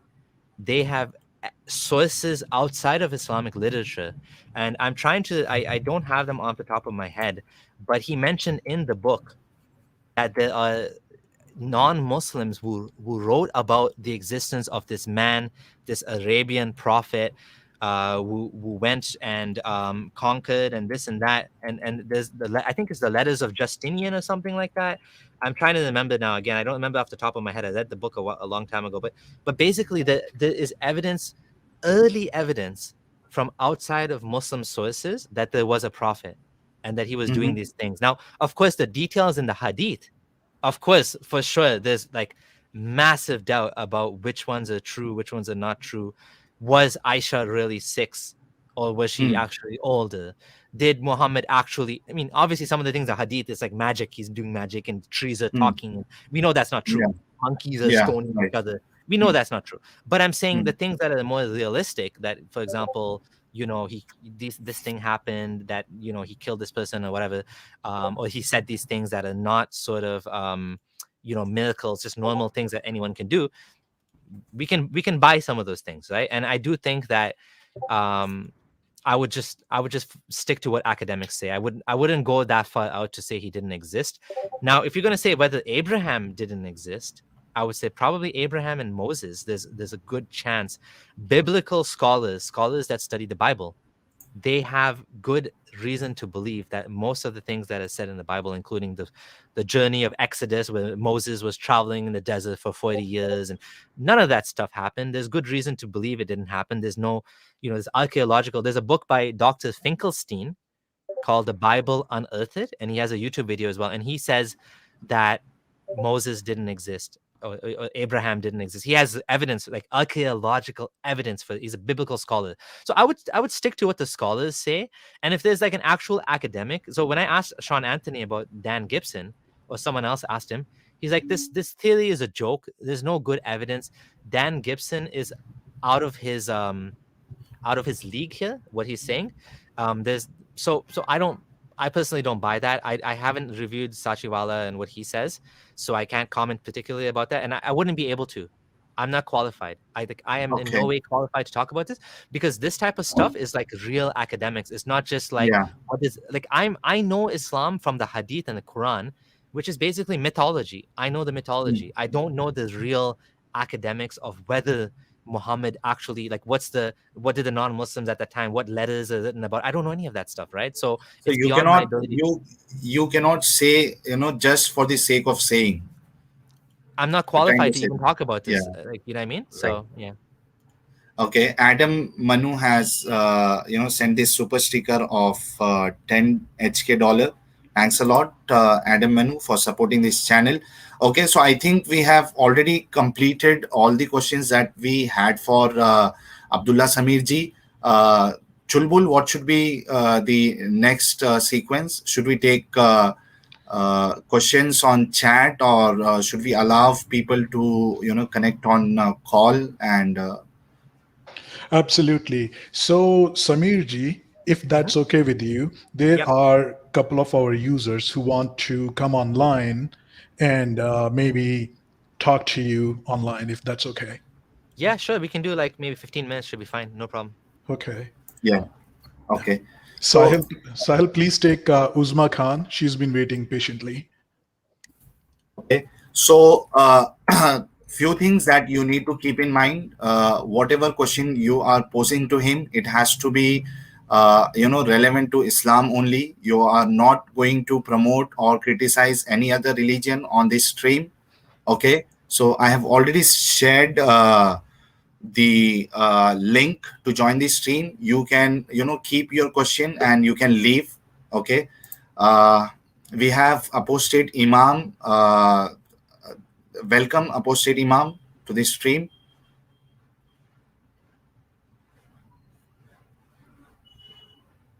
Can you hear us, apostate Imam? Apostate, you might be on mute. Yeah, he's on mute. Okay, we'll wait for him. I think he's away. Let me take Uzma ji. Uzma ji, welcome to the stream. Thank you so much, Sahil ji. Thank you so much, Ulfa Pandit. Thank you very much, and welcome, Abdullah Samir ji. My name is Uzma, as you know, and I'm an ex-Muslim too. So, uh, very happy to hear from you, all your testimony, how you become ex-Muslim, and all the process and challenges. That's the. I just have just want to share the, Sahil, brother Sahil. He just mentioned about the Quran, Surah Nisa 4, ayah number 3, and the people who, Quranian, who wanted to interest in marrying, they actually told, actually, that was my testimony.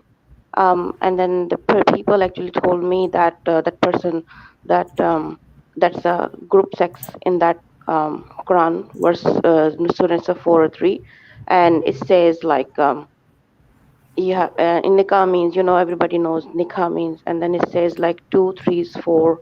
There is nothing like says like the separate ways, like, separate time.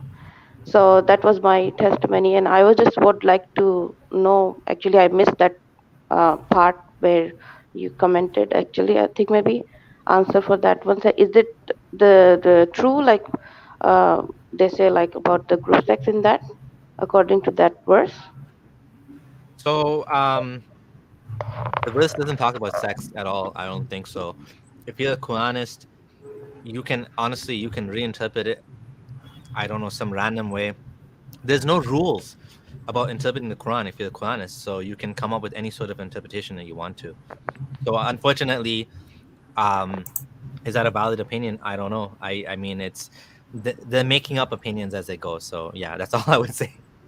So the nikah, the word nikah means like, it is like a sexual intercourse, literally mean. That's what he Literally, it was means that, referring but to. literally it means that, but in the context of the verse, it's talking about marriage.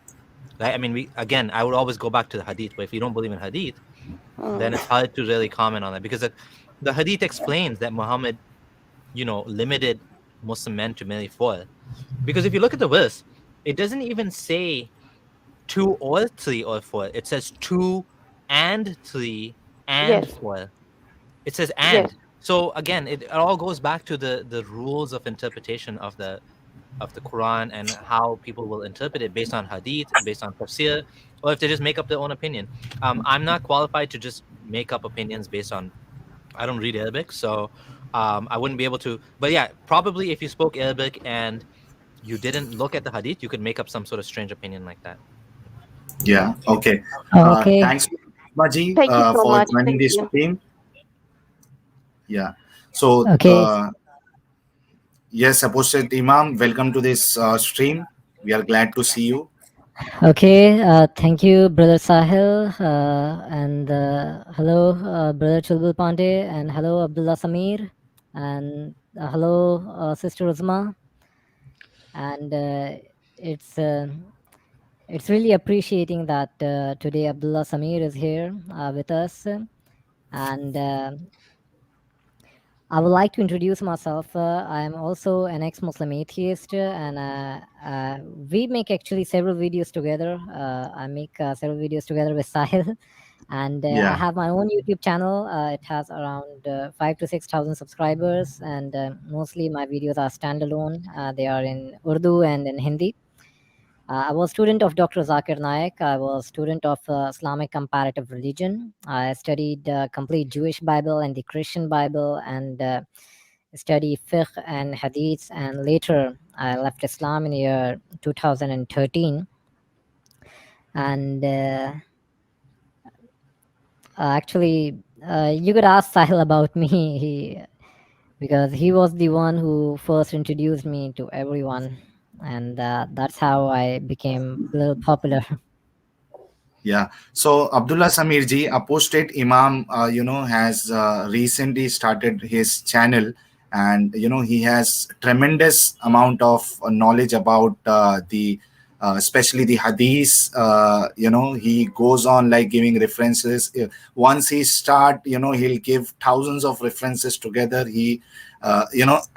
We were hearing Zakir Naik giving references, like a gun machine. So we have an ex-Muslim, who is better than Zakir Naik, and he has remembered the references of all the hadiths, and that is Apostate Imam. We have done some of the streams together, and he has his own channel which is in Urdu, but he also does stream in English also. So what I'll request you to go to his channel once and check his content also. He's really good. And since we are the aim of our whatever work we are doing is same, we should support each other in this moment. Yeah, good to know. Thank you. Nice to meet you, Apostate Imam. Abdullah, Thank you.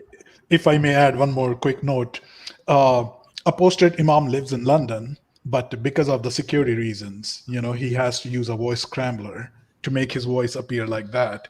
That kind of goes on to show what you were saying earlier. When the numbers are not as high, Muslims tend to be a little bit tolerant, but in Right. London, you cannot speak openly. But there's lots of ex-Muslims that are speaking openly in London. I don't know about Apostate Imam and your particular like security risks, but one of the reasons why I felt confident to speak publicly about Islam is because of people like Hassan Radwan, Imtiaz Shams, and others that are able to. But of course, there are risks, and everyone's situation is different. And Waleed Vidu Wids was able to speak publicly about Islam for many years. So I don't know your particular security circumstances and what's unique there, but I've also talked to Sadia, what's her last name? Sadia Halim on my channel as well from the UK. There's quite a few prominent public ex-Muslims that even go to Speaker's Corner sometimes. I mean, I wouldn't necessarily do that, but I'm saying that I don't think Hatun also goes there. Hatun, she's ex-Muslim. Yes, Hatun. Hatun, Yeah, yeah. we spoke about Hatun on my channel a bit. Sadia Hamid, it is Hamid. Yes, thank you. Hatun Tash is her way of doing things is it's very in your face, like fuck you. This is what I think of your prophet, right? And it causes a lot of. She should not. No one should abuse her. She doesn't deserve to be hit, attacked, slapped, stabbed. Anything. None of that should happen. I mean, Speaker's Corner is a safe space, but Hatun is her way of doing things is more antagonistic. It's very in your face. It's very here's a Quran, I made a hole in it. I'm like the things she does, it causes. I'm just saying, like I'm not everybody does that. So obviously, if she's able to do that, and how many like she's been doing this for a couple of years now, and she's got attacked I think 2 or 3 times. So that's kind of like the most kind of worst example. What I mean is like the most intense example of someone that's going against Islam and Muhammad, and she got attacked a couple of times, but normally she's been okay, right? I mean, Yeah, I mean, when it comes to the Muslims, even if you talk like simple plain English and simple calm down, they actually attack you anyway because it's their religion. They don't want to listen what do you mean anybody. they don't want to listen? What do you mean they attack you? Like I physically mean, that's attack what you? I have heard. I have seen that even if you are not confronting them, or if you're just representing what their book says, Quran and So Hadith says, they yeah. actually their attitude. I have seen that their attitude also is just like they just wanna attack you. They just wanna get very angry. Well, Their attitude. getting angry is a very human response to when someone attacks your way of life, right? Like I mean, if I was physical. I mean, you can see that physical, so they're physical like. I again, mean, you yeah. would have to bring evidence for your claim, because in UK, I know, like I said, many ex-Muslims, Jimmy London, I spoke to another ex-Muslim on my channel, Muhammad. Like I've spoke to many ex-Muslims in London and that are public ex-Muslims. Jimmy is a gay ex-Muslim on top of it, so he's gay. I don't feel like. Okay, can I finish my comment before you highlight this blaming the Yeah, victim? please. Yeah. Can I finish what I'm saying? Yeah, please. I don't know about everyone's individual particular circumstance, but I have never been physically threatened or attacked ever for the last 6 years I've been doing this. The worst that ever happened, as I mentioned, is someone called my company and tried to get me fired, which I think is being canceled, right? They tried to cancel me. But in terms of physical violence, nobody threatened me. People actually felt bad for me leaving Islam, and they wanted to help me. And to this day, I still have some Muslims that are trying to be nice to me and hoping that one day I will come back to Islam. I don't know any Muslims in UK who told me they've been physically attacked. I do know it's happened. It has happened. It does happen. But I don't think that's the common experience that if I went to UK and I'm talking. By the way, do you know Ali Dawa met Faye Rahman, Jimmy London, and Zara K, and they all had a big meetup, and nobody got killed. None of the ex-Muslims were stabbed or anything. They had a friendly conversation. They had lunch together. It's not like, I feel like you're trying to make it sound like Muslims are bloodthirsty monsters ready to kill anyone that says anything about Islam. It's not like No, I that. didn't say that all Muslim are like that, but some are like that. Some Some are like that, and we have a proof as well. Lots of they came to my channel as well, and the Muslim ex-Muslim I talked to, and they actually talk to the Muslims as well. I mean, they get threat and they get like bullied, So- like the so physical as well. So that's what I was saying. online threats are different. You have Not to face to realize. face. They Okay, did some of them had face to face as well. So if they got face-to-face threats, they should go to the police right away. Yes, That's it. they Problem did. solved. Okay, Yep, so there you go. exactly. Problem solved. Yep. Like, I have Okay. not to this day got any sort of threats like that. I'm sure it does happen. Yeah. Okay. Now you want me? Okay, so before you answer this comment, what I have to say on this is that you can always criticize anyone, but you should be sure that you're not abusing someone. Okay, you should not use the derogatory words. This is what I believe. Yes, Abdullah Sami, you can Yeah. continue. So someone, Mark G is saying Indian ex-Muslim Sahil Abdullah Samin is blaming the victim. I said very clearly, nobody deserves to be attacked, slapped, abused, stabbed, or physically intimidated, threatened, harassed in any way whatsoever for whatever they say. What I was explaining to Uzma is that it's not surprising that I'm not blaming her. I'm not saying it's her fault. I'm not saying this should happen to her. I'm saying she is very vulgar and like antagonistic in the way that she says things, and of course emotions get very hot, right? And of course it's wrong, but I'm just saying that most people don't engage like she does, right? Most people don't go around saying you're a pedophile prophet, this and that, because that just causes anger and hostility. And of course, if anyone abuses her, I've always said, and I actually have a live stream I did with two other ex-Muslims, Abdullah Gondal and Apostate Aladdin, where I said clearly that whenever someone is escalating, right, from verbal to physical, they are in the wrong.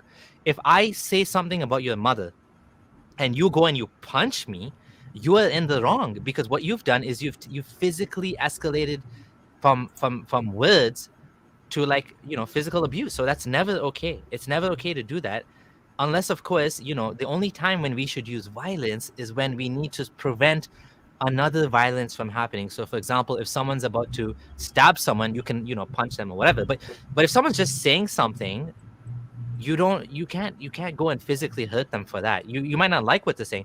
All I'm saying is, from a human perspective, Muslims hold the Prophet sacred, and if someone is saying all of these nasty, horrible things, some idiots will lose their cool and do some shit. That doesn't mean it's okay what they're doing. I'm not blaming Hatun. She has every right to do that. That's Speaker's Corner. That is supposed to be a safe space to say whatever you want to say about anything, right? If you want to say any god, anything bad about anyone's beliefs or whatever, that's okay. That's what that space is supposed to be for. And I actually talked about Muhammad Hijab's reaction there and what he said, and he was blaming the police. And even Muhammad Hijab said this was wrong, by the way. Muhammad Hijab said that you guys are making our job more difficult as Muslims to engage with non-Muslims. And he said, I'm going to boycott Speaker's Corner for 1 month until I'm sure that there's police protection for all people, Muslims and non-Muslims both. Right? So that's what I like to see. Like, we don't want physical violence. I don't think the Muslims want physical violence. Yeah. I don't think they I want have it only because one it makes their question. job more difficult. I'm sorry. I really apologize. I have to go, but I have only one question and I will leave. Yeah. Brother Abdullah Samir, this is recently what happened in Pakistan. There's a girl. She was in Minare, Pakistan. I think maybe probably you heard about that one.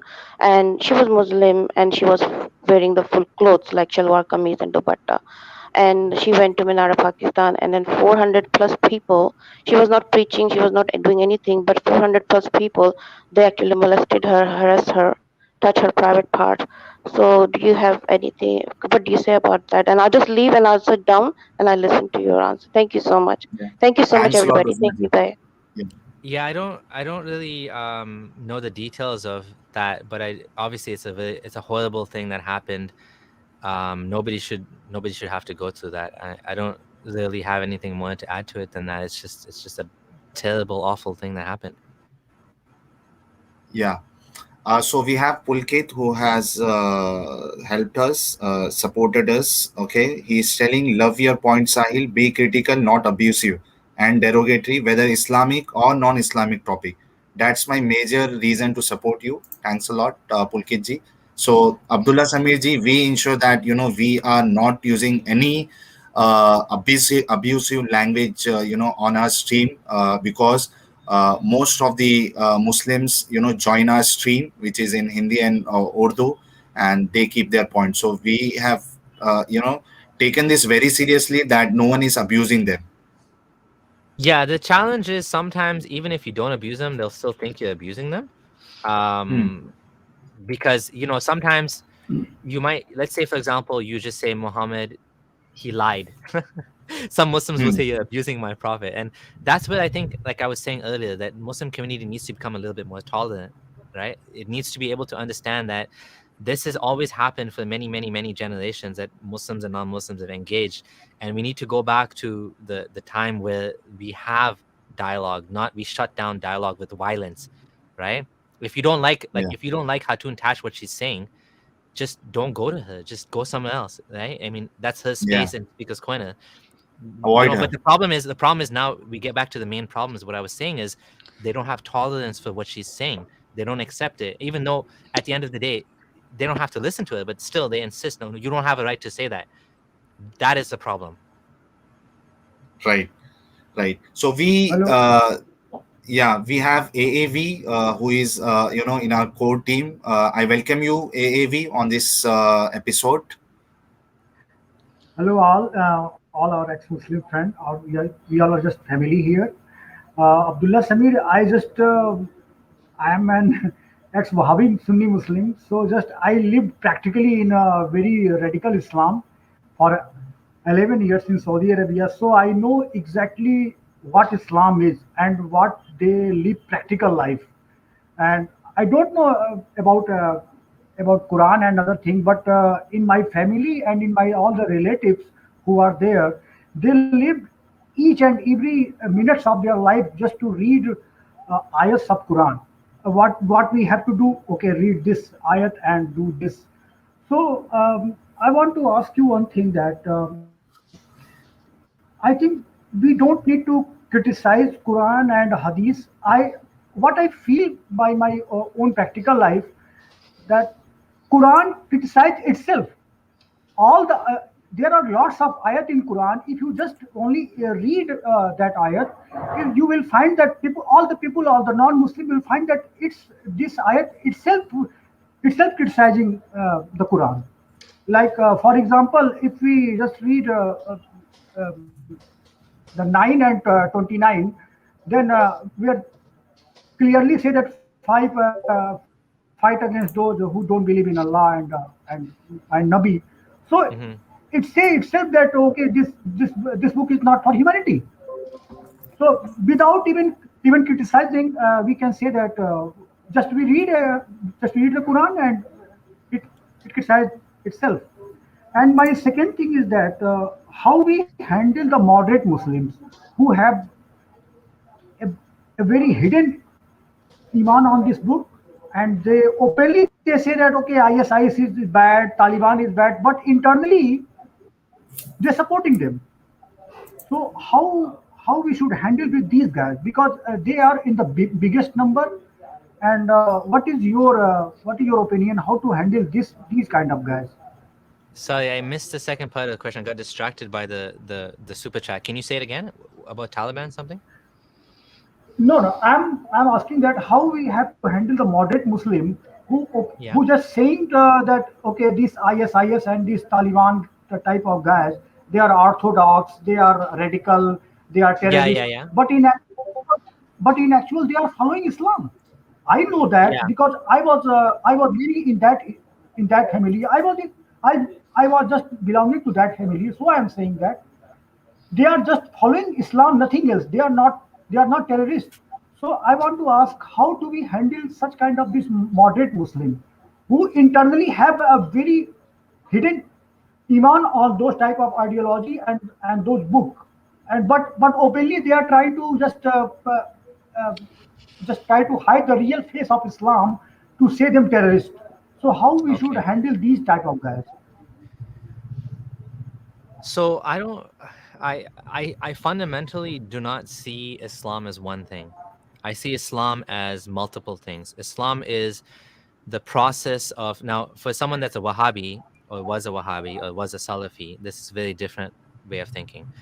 As a Salafi, you obviously think that there's one pure true Islam, which is what you're following, you know. But even then, I don't know if you know this, but most Salafis are against ISIS and against terrorism. Most of the Saudi scholars, and they're not doing taqiyya or something. They actually don't believe in this sort of jihadism, because they will say that this actually is, there's no amir, right? The amir is not accepted by the Muslims, right? I mean, it's all made up at the end of the day, the reasoning for why this is. But like, if you go to fatwa-online.com, which is one of the big Wahhabi websites from Saudi Arabia, fatwa-online, they will say, they have all over the website, Islam against terrorism, Islam against terrorism. The thing is, some Salafis, they become jihadis. They become jihadi Salafis, and jihadi Salafis, obviously, they're different. They see violence and all of that as part of the religion. When you say moderate Muslims, it's a little bit tricky, because moderate Muslim means different things to different people. So what I call moderate Muslims are people like my mom, like my auntie. These people, they don't give a shit about Sharia law. They have mortgages. They have no problem. They don't drink alcohol. They don't eat pork. They don't pray. Sometimes they do. They might pray Eid namaz, but they don't care. They like non-Muslims. They care about non-Muslims. They care about Canada. Maybe some of them, like my male cousins, would even fight in the Canadian army to protect Canada if Canada was ever invaded. They love Canada. They're truly Canadian as any white person that's born here, yet they're Muslim at the same time, right? So I think many Muslims compartmentalize the Islam. They don't agree with Taliban, or they don't agree with jihad, even though, like you said, it is part of Islam, some of these things. But they somehow are able to say, well, I don't, even though it's Islam and I like Islam, but I don't like that. I don't know how they do that. It's some sort of mental gymnastics, right? But I do agree. I do think that Islam is not just one thing. So we can't just say that, what Taliban is doing is a true Islam, and what, the Salafis are saying is wrong, or what every sect, where every interpretation is going to have some man-made interpretation, right? Like every scholar in Sunnism is making an effort to try to understand what the Quran and Hadith wants from us, right? I'll give you an example. If you go all the way back to the time of Muhammad, there was an example where he told people, he said, we are going to march to Bani Qurayza, and do not pray Salatul Asr. Don't do the prayer until you get there. So Muslims started going, it takes a long time to march from one town to another. And obviously some of the Muslims got delayed, and now they're in trouble. Do we pray the prayer because Muhammad said, don't do it, but we're going to miss the prayer? So did he mean it like as an emphasis, like he's emphasizing just hurry up, or did he mean skip the prayer, right? So they were confused. So some of them, they prayed right away. Some of them, they didn't pray. They missed the prayer. They went to Banu Qurayza and then they prayed. So then later on, they asked him, they said, okay, which one was right? And of course, he said both are right, which doesn't make any sense. But the point is that even back then, people were debating whether, do we take the spirit of the law, or do we take the letter of the law? The letter of the law says, don't do this, fight the disbelievers. The spirit of the law is, whatever. They interpret it different ways, right? So that's why you have Muslim scholars that see things differently. Some of them will say that the jihad verses like 929 are valid till the end of till the day of judgment. Jihadi scholars will say jihad is never finishing. Then you have other scholars like Hamza Yusuf in America will say, no, we don't believe in this anymore. We don't need jihad. Jihad is gone. There's no more Darul Islam and Darul Harb, the abode of peace and the abode of war. There's no more none of that. Now we have nation states. Now we have political alliances. The Quran also says, do not fight those who don't prevent you from entering your homes and this and that. So you're allowed to do political alliances. Like for example, Saudi Arabia, although some of the jihadists criticize them for that, the biggest ally of Saudi Arabia is America. America is the biggest ally of Saudi Arabia, so they have alliances with non-Muslim countries. So there's a lot of technical. I just don't like to say moderate Muslim because it's too difficult to narrow down what that means. You know what I mean? Like maybe some of these people, they don't practice Islam but they like jihad. That's possible, and maybe some of them, they don't like jihad at all, like my family members here. Actually, I was Wahhabi, Guys, so I want to ask you one thing. Can you guys, tell me? AVG, I Guys, think we are yeah. running out of time. I'm sure Chulbul Okay. wants to say the same thing. Yep. Yeah, we are Yeah. running out of time, and Abdullah Samir has already stayed longer than he agreed to. So, if we still have time, maybe one more question, but that also would be stretching it. Yeah, the super chat, if possible, we'll take the super chat. A quick answer on this. Indian Agnostic is asking, what's your view on France government putting cartoon of Muhammad everywhere? Is it abusive or okay from their side? So Question is for you. yes. So the answer. So yeah, they broadcasted it, right? So France has a bit of a fuck you sort of attitude, which I like. They're like, we're not gonna let you tell us what to do, and so they broadcasted the photo on the, they were like putting it live, right? Of course, Muslims are like uncomfortable with this, but at the end of the day, it becomes what are they gonna do about it? Like, you know what I mean? Like, I think I don't necessarily think. Okay, let's say it like this. Based on what happened in France, I think this is a fair response. What they're doing, I wouldn't necessarily just go broadcast. Like, let's say in Canada, I wouldn't have a day where we broadcast Muhammad cartoons on a building or something like that. It's not my style. Everybody has a different style and the different things that they're fighting. Some people want to fight against blasphemy, right? So they want to have Muhammad cartoons. They want to have cartoons of sexy Kali, making fun of Hindu gods. They have all sorts of things that to them that's important. Blasphemy. To me, blasphemy, it has its place, but my goals are different. My goals are more to reach Muslims and to convince them to understand that Islam is false, because I think the world will be better when we have less people that believe in a false ideology. So that's my goal. So it becomes a question of priorities. It becomes a question of strategy. And to me, I don't think it's necessarily a good strategy to have a Draw Muhammad Day, but it has its place because, like I said earlier, now that they're doing it every year, Muslims you can't keep overreacting, So it kind of pushes people to accept and to normalize that we can do this and there's nothing you can do about it. So it has a good side. It has that good side to it, And Muslims will always say it's abusive. Of course, they'll say it's abusive because there's no, like, some Muslims will say it's fine. Some Muslims will say it's abusive. But at the end of the day, even if it's abusive, you can learn to ignore it, right? That's what we need from people. Okay, someone's making fun of me. People make fun of me online. I ignore it. I just, whatever. You know what I'm saying? It's no skin on, like they say, sticks and stones, right, will break my bones, but names will never hurt. Kids say that. Yeah, okay, so someone swears at you, just ignore them. Be a better person. Someone makes fun of something that at the end of the day, it doesn't matter. Live your life. You know what I'm saying? Yeah, so it depends on how you take the criticism and sort of like this. Okay, so Adam Manu has sent the super sticker of $10 Hong Kong. Thanks a lot, Adam Manu, for supporting this channel. I think Chulbul will end the stream. The final words, I would request you to say the final words. Absolutely. Thank you, Sahil. Abdullah, thanks a lot for joining our channel. And from the reaction I'm seeing, everybody seems to love you already. So hopefully we will get to have you here a little bit more often based on your schedule. We'll be in touch. And thanks a lot once again from the bottom of our heart to join us here today. Thank you so Yeah. much. It was a good conversation. But the one thing I would say is if everybody loves me, then I'm doing something wrong. You have to be always have to be in a place where there's some pushback. Otherwise, you just, Abdullah, we are Yeah. Indians. We are Indians like you are. We love Yeah. everybody. Thank you. Yeah, Thank you. exactly. Yeah, I appreciate it. Thank you so much. Yeah, one thing I would like to add, Abdullah Samir ji, is that we also want Abdullah Gondal to come to our channel, and say his story why he left Islam. We do not have his contact details, so in case if you are in contact with him, and you can speak with him and help us with his contact, we'll definitely like to call him on our channel. Okay. I'll let him know. Yeah.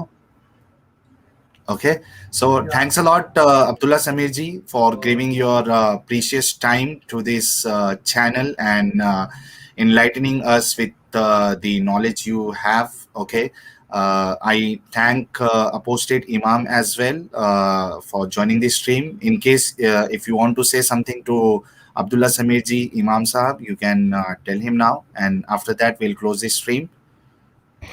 Yeah, I'm a big fan of Abdullah Samir, and I'm also writing a book a combat kit for Islam. So where non-Muslims or atheists could debate with Muslims, there will be more than 1,000 different topics like punishments for apostasy, and there will be all hadiths where what is the punishment of apostasy, and we see in Surah Sunan Nasai that a person killed his blind slave, and Muhammad approved his action, like in Sunan Nasai Hadith 4075 and Sunan Abi Dawud Hadith 4361. And there are so many different hadiths, like anyone who left his religion, he should be put to death, like Nasai 4063. And it goes on and on and on. So it would be a great book, means it will educate people, um, and it would be easy for people to counter Islam, so they could easily counter arguments they could easily counter arguments from Muslims, and it will expose what are the false hadiths which are added by peaceful Muslims, especially by Qadianis or Ahmadis, because they preach things like this, that someone used to throw trash on Muhammad, women used to throw trash on Muhammad, and later Muhammad went to her home when she was sick and she accepted Islam. That's a false hadith, but this hadith was first propagated by Mirza Ghulam Ahmad Qadiani. Now it's popular amongst all Muslim. The biggest jihad is jihadul nafs. That is also false belief propagated by Mirza Ghulam Ahmad Qadiani. Not in even single hadith had this word jihadul nafs. This word never occurred. Sorry, my English is bad. That's why I make videos in Urdu. So the flow I have in Urdu is not that good in English. Okay.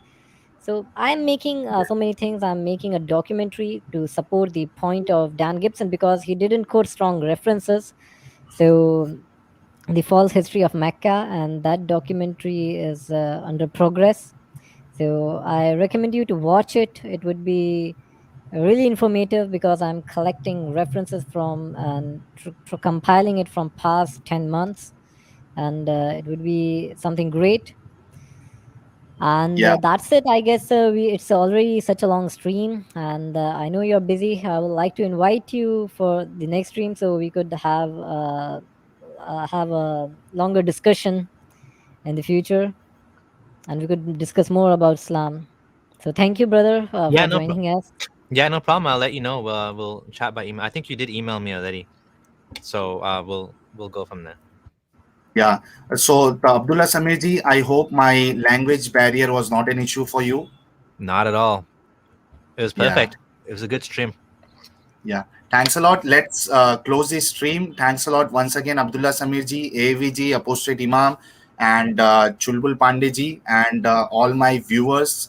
I request you all to like this video and share the video. And those viewers who have still not subscribed to this channel, please subscribe this channel. Be our voice. Okay, so everyone, take care. Good day, good night, good evening. Shabba Khair, Jai Hind, Vande Mataram. Vande Thank Mataram. you.